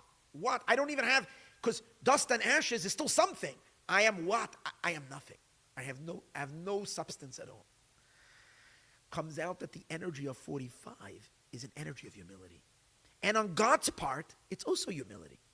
Because God is being humble in the fact that he's constricting himself into small vessels. Instead of him being God and bold, he's very, very humble. He's humbling himself to create a world. He's almost like stepping aside from his infinity and producing finitude in order for the worlds to exist. So it's God's way of self-effacement. It's his humility. And that's expressed in this name of 45. That's the root of the Jewish soul. And that's the root of Torah. Now you'll understand the deep secret. Why Jacob, is the katan, is the small one. Yaakov hu katan. Yaakov is the small one. And why he was born second. Esav, his big bro, is called Bnei HaGadol, the big son. And they're twins. Because in their root, Jacob and Esav are two emanations of God. Understand? So this is crazy. Jacob and his brother Esav are two twin brothers because they're both emanations in their soul source. They're both emanations of God. It's just that Esav is the bold emanation, God being big, strong, bold, and God forbid to use the word, but I'm saying it just that you get the idea. Being a little arrogant and being God, being big and not willing to compromise. That's the name Samach Gimel. The name of Yaakov, which is the younger brother, and he comes out second because what? In God's order, what was the world of Tikkun, the world of Ma, came after the world of Sach. First there was, what did we say earlier? First there was an explosion of powerful lights, and those lights shattered the vessels. Then God said, okay, that doesn't work, let's try something else. And God went into the opposite mode of humility and emanated the humble lights and the humble world, the world of Ma, of 45. Okay? So here you got the secret of the Jew and the Gentile, really. Now there is a great thing of being humble and having limited vessels, but you also have limited light. You don't have the energy. Elderly people are much smarter and usually do things a little bit more with sanity, but there's not much energy happening with a club of old people. The youth have all the powerful energy, but because they're not using their minds too much, what happens? They end up with shattered vessels. The ultimate objective is to take young people to follow the guidance of elderly wise people. And you bring the energy of youth to the ideas of elderly sage people, and then you have a productive world, right? A convergence of these two powers of Yaakov and Esav. The sage with the, I don't know, whatever word you want to use. In any case, but now I want to teach you, I'm not share with you. I'm not teaching anything, but I'm sharing. Let's share the final thought. Those immense lights of Tohu, when the vessel shattered, those lights escaped. They went back up to their source. God retracted those lights. And the world therefore does not have anymore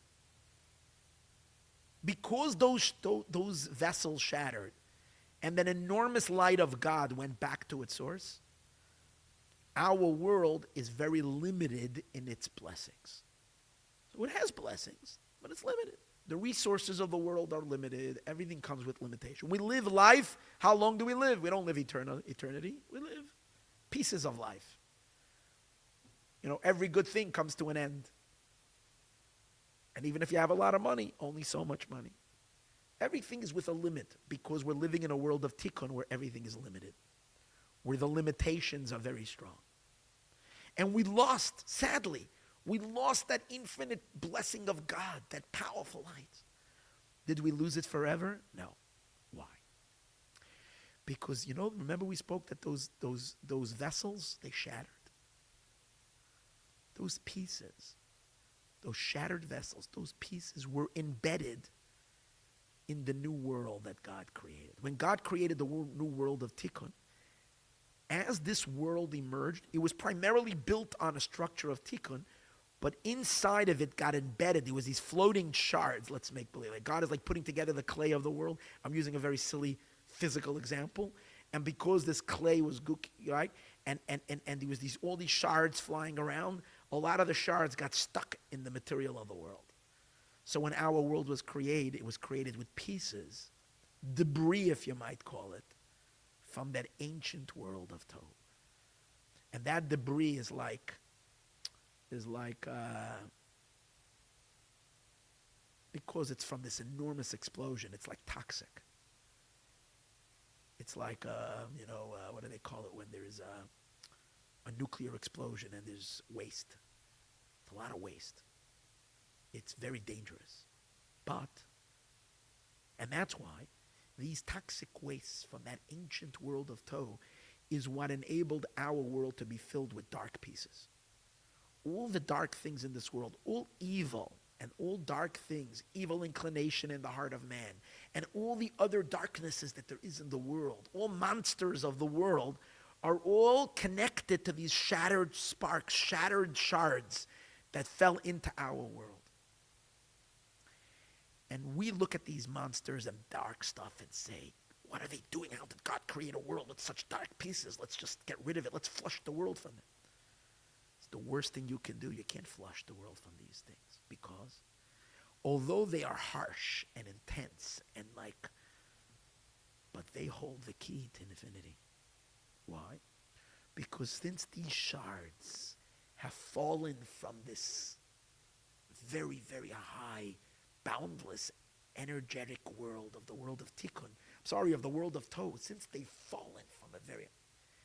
If we can fix these shards, if we can somehow tinker with them and fix them, then these shards themselves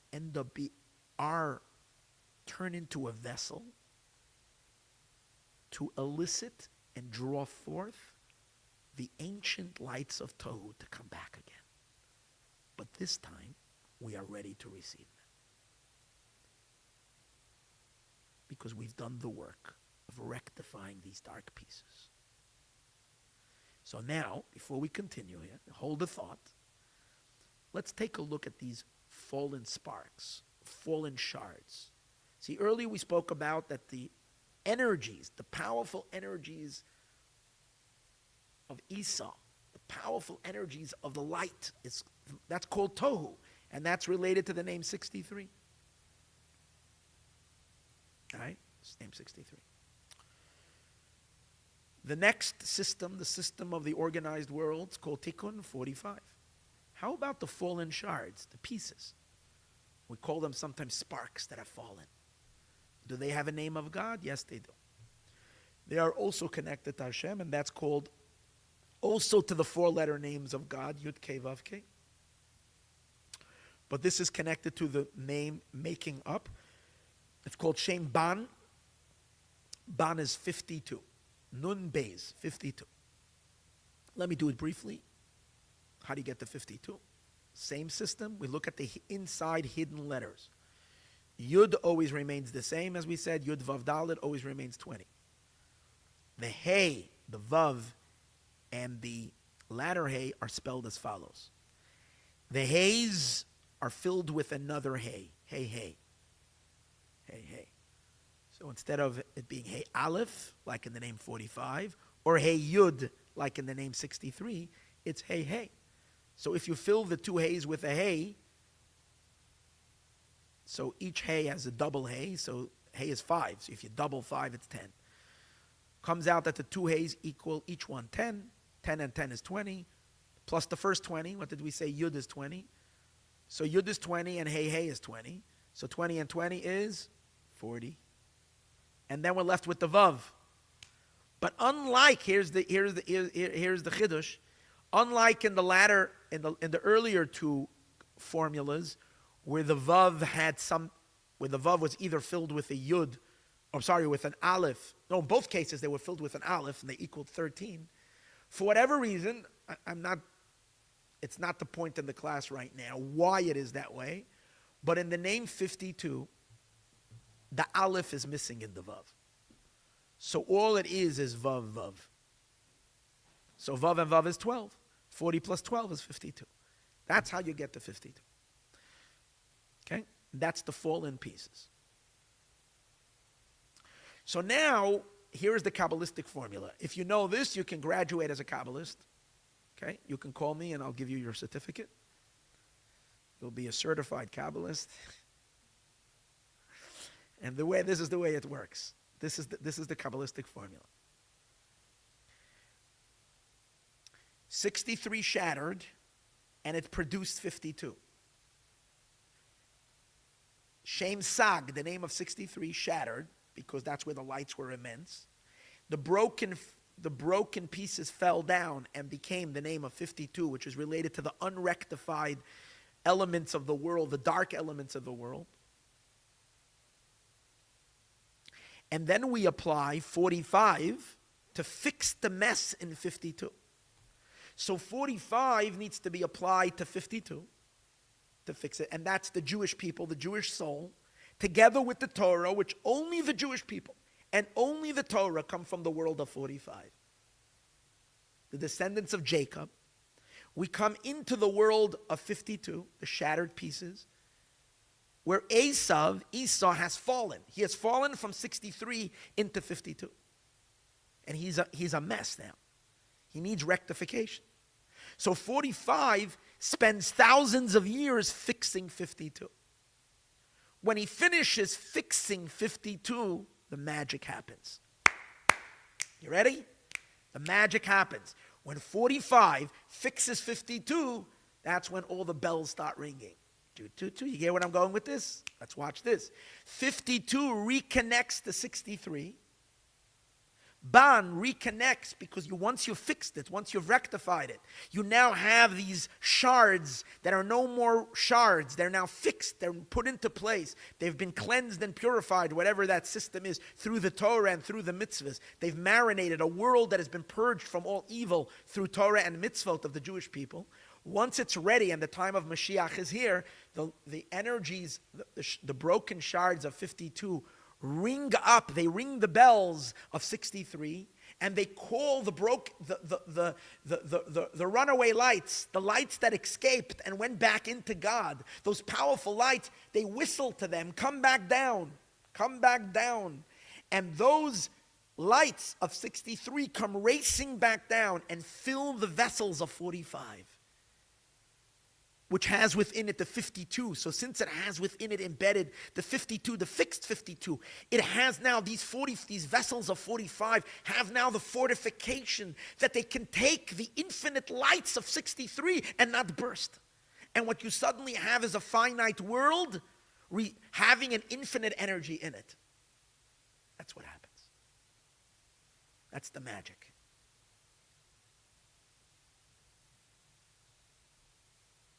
What I just told you, I will now share with you, not me, I'm not telling you anything, I'm just sharing with you what it says in Chassidus and Kabbalah. How this was actually played out 3,500 years ago, and then last week. I'm going to get to that in a minute. 4,000 years ago, this whole dynamic was played out in a meeting of Jacob with his brother Esau. So after the last week's Torah portion, Vayishlach, when the two meet, So first he's coming against them with 400 men. So what did we say? Esau is the unrectified, fallen shards. Because he wasn't fixed yet, he was still in his fallen state, he came with 400 men, which have to do with tremendous, powerful spiritual lights that have fallen into darkness. And they're in a shattered, broken state, and therefore what do they want to do? They want to decimate and kill Jacob and his entire family. But in the middle, Jacob fights with the angel of Esau, with the Yaakov. Yaakov fights with Esau's angel, and he defeats him and he subdues him. By doing that, he accomplished enormous things. And he's now ready for the ultimate rectification. So although Mashiach didn't come then, but we had a Moshiach moment when Yaakov meets his brother Esau. An incredible Moshiach moment. So the Torah relates an interesting thing. The Torah relates that when Esau sees Yaakov,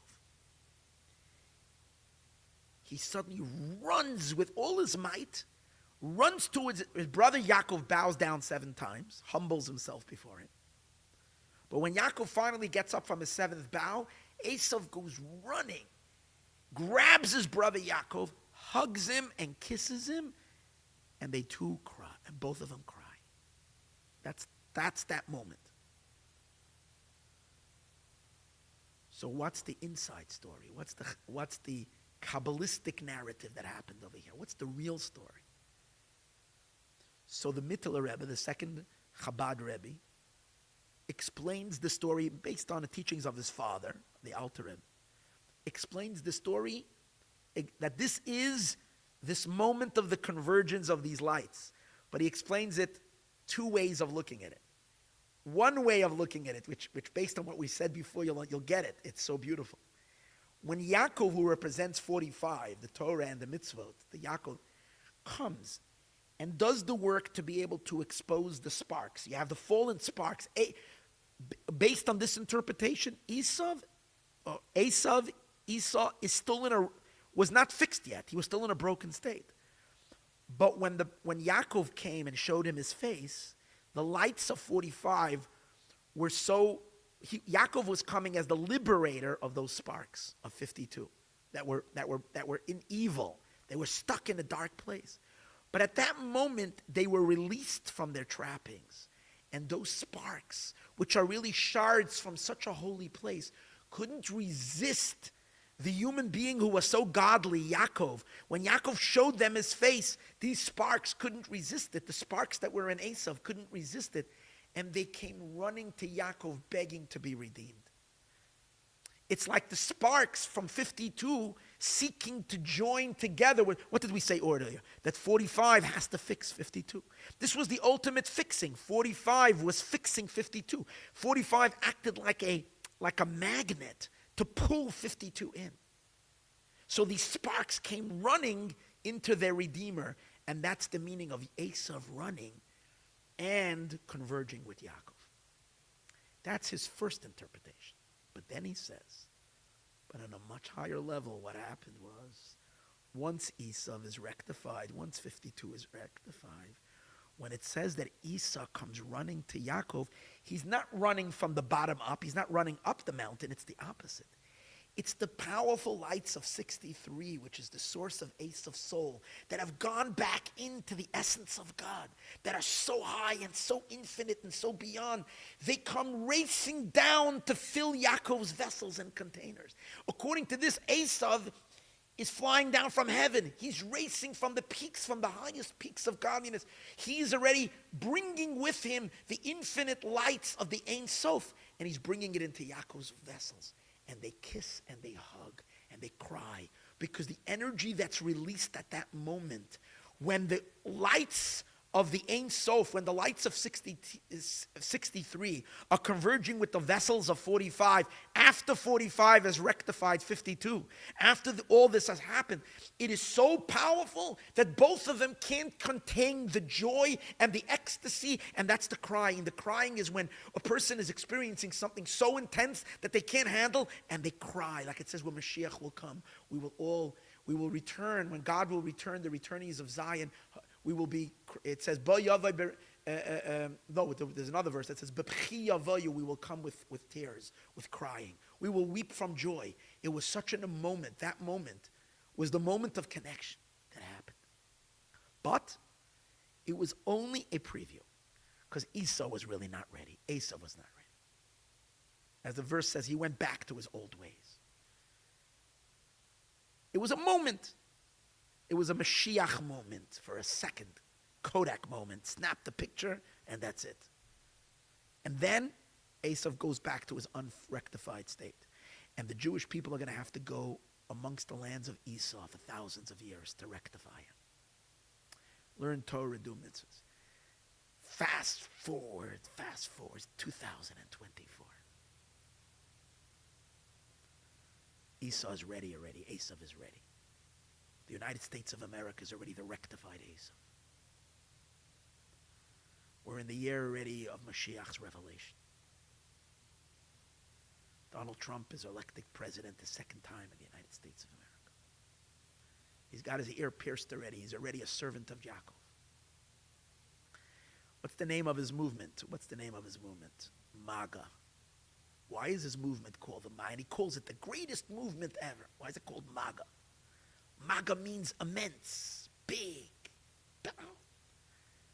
It's because in his source, he's rooted in these infinite lights of Tohu, these powerful MAGA lights. Why is he so bold and so self-important? But yet is using it in a good way. But why so bold? You wouldn't say on Trump that he's humble. That would not be the compliment you would give him. He's not humble. But it's not bad. Why? Because he is the vessel for this energy of Samach Gimel. Which the energy of Samach Gimel is not humble light. It's a godly light, but it's not humble. It's bold, it's confident, it's strong. I watched the video. God sent me this as a gift last week. Someone sent it to my WhatsApp just out of nowhere. And I watch it, and sometimes people send me hundreds of things. This is just happened to be the one that I decided to click on and watch by divine providence, because this literally illustrates this to the so beautiful. So the Rebbe is standing by dollars, I think, or maybe it wasn't by dollars, and a man goes by, and he looks like he's a very wealthy person, and he's talking about to the Rebbe and asking the Rebbe that he wants a blessing regarding fundraising. He was helping the Chabad or something to fundraise for their thing. And he's talking, and he says, I want a blessing for fundraising. And he asked the Rebbe, can I have, I'm involved with the fundraising. And he's not asking for a blessing for the fundraising. I think he's asking for a blessing of, because he said, I'm fundraising for the Chabad, so on and so forth.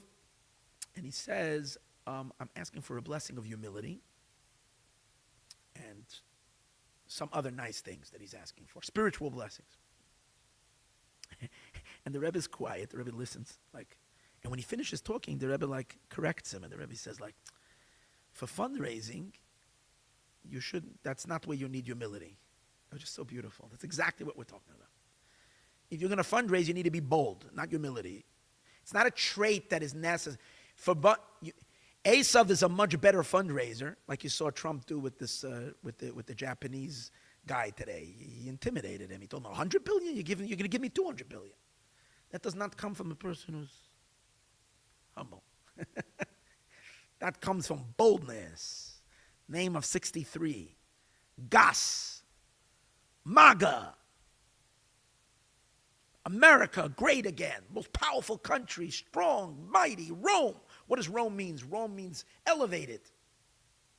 In Hebrew, the Rome means Roim, Roimimus, being elevated high. When boldness is used for goodness, there's nothing greater. And when there are the right humble vessels who can direct the bold man and that power into good things, that's Moshiach. That's Geula, that's redemption. So what did we say earlier? That what's the power that converts Esav? Remember we learned that Esav is connected to the 11 spices of the Ketores. In order to convert Esav, you need the power of 11. So on the 11th day of Kislev,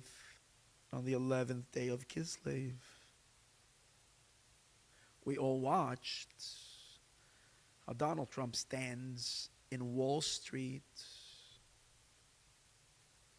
and he rings the bell. What is Wall Street? Wall Street represents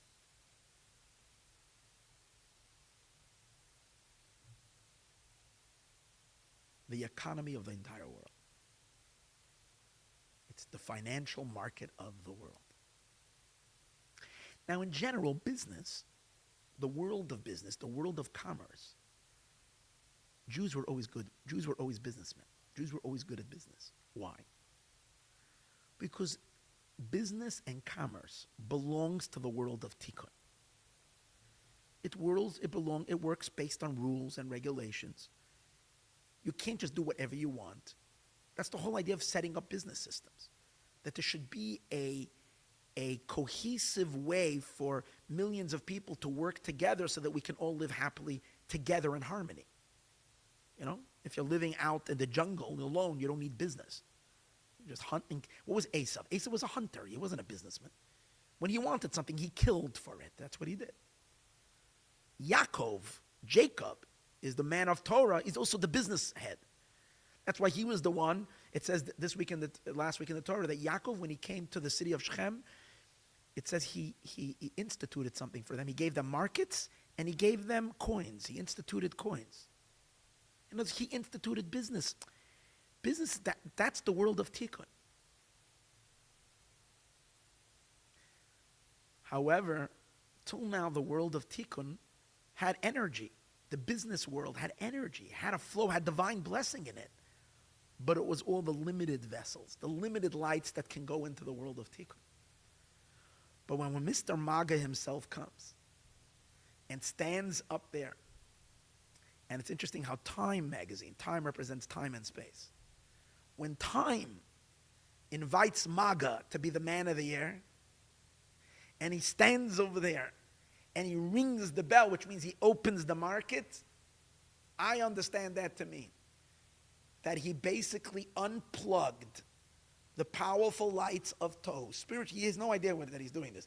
If he would know that he would be doing this, then I wouldn't care for it. It's precisely because he has no clue that he's doing it. He's playing the part without knowing it. If he knows about it, we'll mess everything up. Don't tell him. It's because he doesn't know. It's because he is. That's who he is, not because he's trying to do that. I didn't speak to Donald Trump and told him, you better go get yourself there and ring that bell so you will fulfill the whole point is that because he is that's why he's doing it. And that's why everything in the world is coming together in this way. And he rang the bell on the 11th day of Kislev, heralding in the lights of Tohu, the super maga lights, into Wall Street. Now, why Wall Street? There is depth to here too. Why Wall Street? In Hebrew, what does wall mean? Wall, how do you say wall in Hebrew? So one of the ways to say wall in Hebrew is choma, a wall, or kotel is another way to say a wall. And there's a third way to say a wall. The third way of a wall is kir. Kir is spelled kuf yud resh. There's a verse that says, Vayasef Chizkiyahu panav el hakir. That Chizkiyahu, who God wanted to make Moshiach, Chizkiyahu, King Chizkiyahu, turned his face to the kir. From there we learn out that when you pray, that you should best place to pray, if you're not in a synagogue where there's a lot of people and you don't push yourself, but if you're praying at home for whatever reason, always try to pray by the wall. It's good to put your face, stand by prayer right in front of a wall. Because you learn out from here, the Chizkiyahu faced the kir. Kir is a wall. So in Parshas Vayetze, it's amazing. Again, this for me is the book of prophecy. The Rebbe's book, where the Rebbe spoke and downloaded everything that's whatever is the Moshiach energy, as I told you. So on Parshas Vayetze, which is the Tzicha, which was the talk the Rebbe gave corresponding to the week before this last Shabbos, the week that Trump rang the bell in Wall Street. So when I read the story, I said, wall, there's got to be significance to the fact that it's called Wall Street. and that he's drawing that down into. The Rebbe makes a little footnote. I'll tell you which one. You can look it up. I'm not going to read it for you, but footnote 115 in his Dvar in the Sicha Parshas Vayetzi 57, where he says that there is a concept of the Wall Street that's not the Wall Street. He says there's a wall that's not holding, because in a lot of times the sages, in certain verses it speaks about Kir Barzel, a wall of iron that was cast against Jerusalem as a force to negate Jerusalem, to hurt Jerusalem, was called Kir. So he brings from his great-grandfather, the Tzemach Tzedek, that there is an unholy wall, and that unholy wall you flip over and you make it into a holy wall. Okay? But he brings over here, okay, and here's the line that I wanted to share with you. He says, Vikir, and the word kir, which is wall, hu bigamatria shin yud. It's bigamatria shin yud. Shin yud is 310. Okay. Kir is 310. What does it have to do with what we're saying?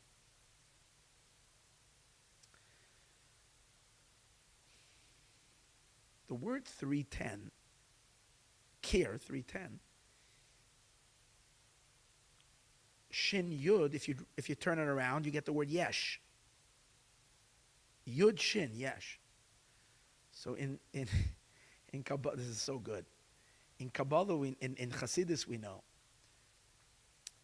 that humbleness, humility, which we said before is associated with the name Ma, which represents, is called the bittul. Bittul means self-effacement, surrender, nullification. That's bittul, humility. The energy of Ma, of 45, is to instill humility everywhere. That's its quality, humility. What's the opposite of humility? In Hasidic terms, the opposite of humility is the word yesh. The worst term you can use for someone at a Hasidic gathering, amongst Hasidic people who study Hasidism, the worst title you can give someone is that the person is a yesh. What does a yesh mean? Somebody who's into himself. Because in Hasidism, the main quality is always humility and self-effacement. Someone who is aware of themselves and makes things about themselves, and someone is like, it's the opposite of holiness. That's the unholy. Yesh. Who's the ultimate yesh? Amalek is yesh. Haman, who comes from Amalek, who said, "Who will the king want to honor if not for me?" He's full of himself. That's yesh. Usually we say terrible. However, the name Samach Gimel, Gas, that we spoke earlier, the name 63, is called in all the discourse, it's called yesh. It's called godliness, that the opposite of God being humble. It's God being yesh, being something. It's the boldness. Now wait. When it speaks about the future revelation of Moshiach, it says, Asid HaKadosh Baruch Hu lahanchil l'chol tzadik v'tzadik. Hashem is going to give to every righteous person, which is referring to all the Jewish people and eventually all the people in the world that will join and live a righteous life in the day of Mashiach. Hashem is going to give them Shai Olamais, 310 worlds. Why that number? Why 310? And we derive it from a verse because it says, Lahanchil, I will give Ayahavi, those who love me, Yesh, I will give them something. And Yesh, the verse says Yesh is 310. So here the sages say that God will give everybody 310 worlds. It's a lot of place to drive around, right? If you like driving on a freeway, you can go to 310 worlds. Each one is a whole world. You can drive and go and explore. Pretty cool. A lot of beautiful mountain regions in a world, I can imagine. There's desert, there's ocean, there's the Arctic. There's 300 for every person. Again, I don't know what it means in the literal sense. We'll wait and we'll see, and we'll keep our curiosity open. It'll be fantastic. But what is the spiritual significance of it? is that God is going to bring down these lights of Tohu that are called Yesh, that are called something. Right now, we're created from a little ray of God, which is called nothing. That's the humility. The lights of Ma are nothing. God reduces his light. Hashem diminishes that light. Hashem hides his infinity. So what we're getting is nothing. We're not getting something. But the real something is the Maga lights, the infinite light. That's the real something. That Esav's got the key to it, not Jacob. Jacob lives in a world of humility. Esav lives in the world of boldness. But Esav himself, without his brother Jacob, is disconnected from it. He's in a fallen state. His brother Jacob has to fix him. Once he fixes him, then Esav goes up there and brings down these infinite lights of Samach Gimel, which is called Yesh. These are the 306 and 310 worlds, which are called something that is going to come down in the days of Mashiach. Where does it come down? In Wall Street, which is Kir, which is wall, which is Gematria 310.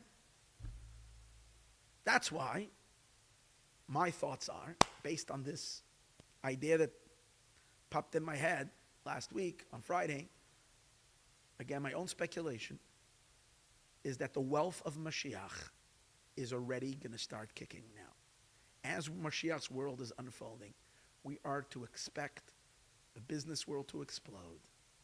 And you're already seeing it. You're seeing it happening. You're seeing it being put into place.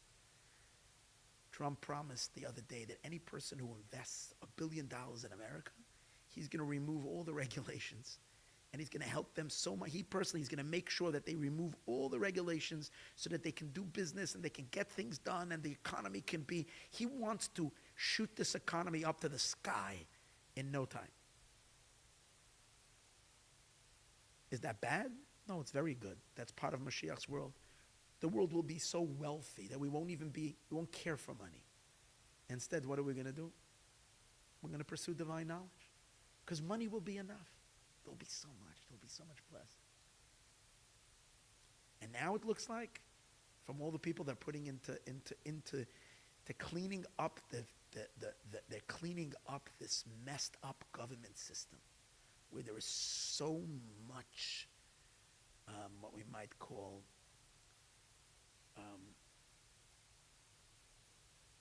what was the word I was looking for? Mismanagement. And suddenly they're going to actually run this machine and oil it and make this work the way it ought to be. The world is ready. There's so much resources in the world. We can feed everybody. We can bring so much blessing. But we need the world to be plugged into God's will and bring God's blessing. And the real blessing is going to come when the Holy Temple is going to be built. But everything is set. The stage is set. All there. And it's all in the Torah, and we're watching it happen. I do admit right now that I did not even get to begin to share with you the class that I wanted to share with you tonight. It was a whole subject, which I was going to explore the essence of Mashiach's revelation, because I called the class Mashiach Emerging from the Cave. So we're going to have to do a class number 2 to get to that, what that is, Bezrat Hashem, which is also stunningly connected to all of this. But we're going to leave it all a mystery. So that you come back and check out next class, Bezrat Hashem. We will get to that. And hopefully by then I don't have to give a class, because we'll all be dancing with Mashiach. Now, thank you.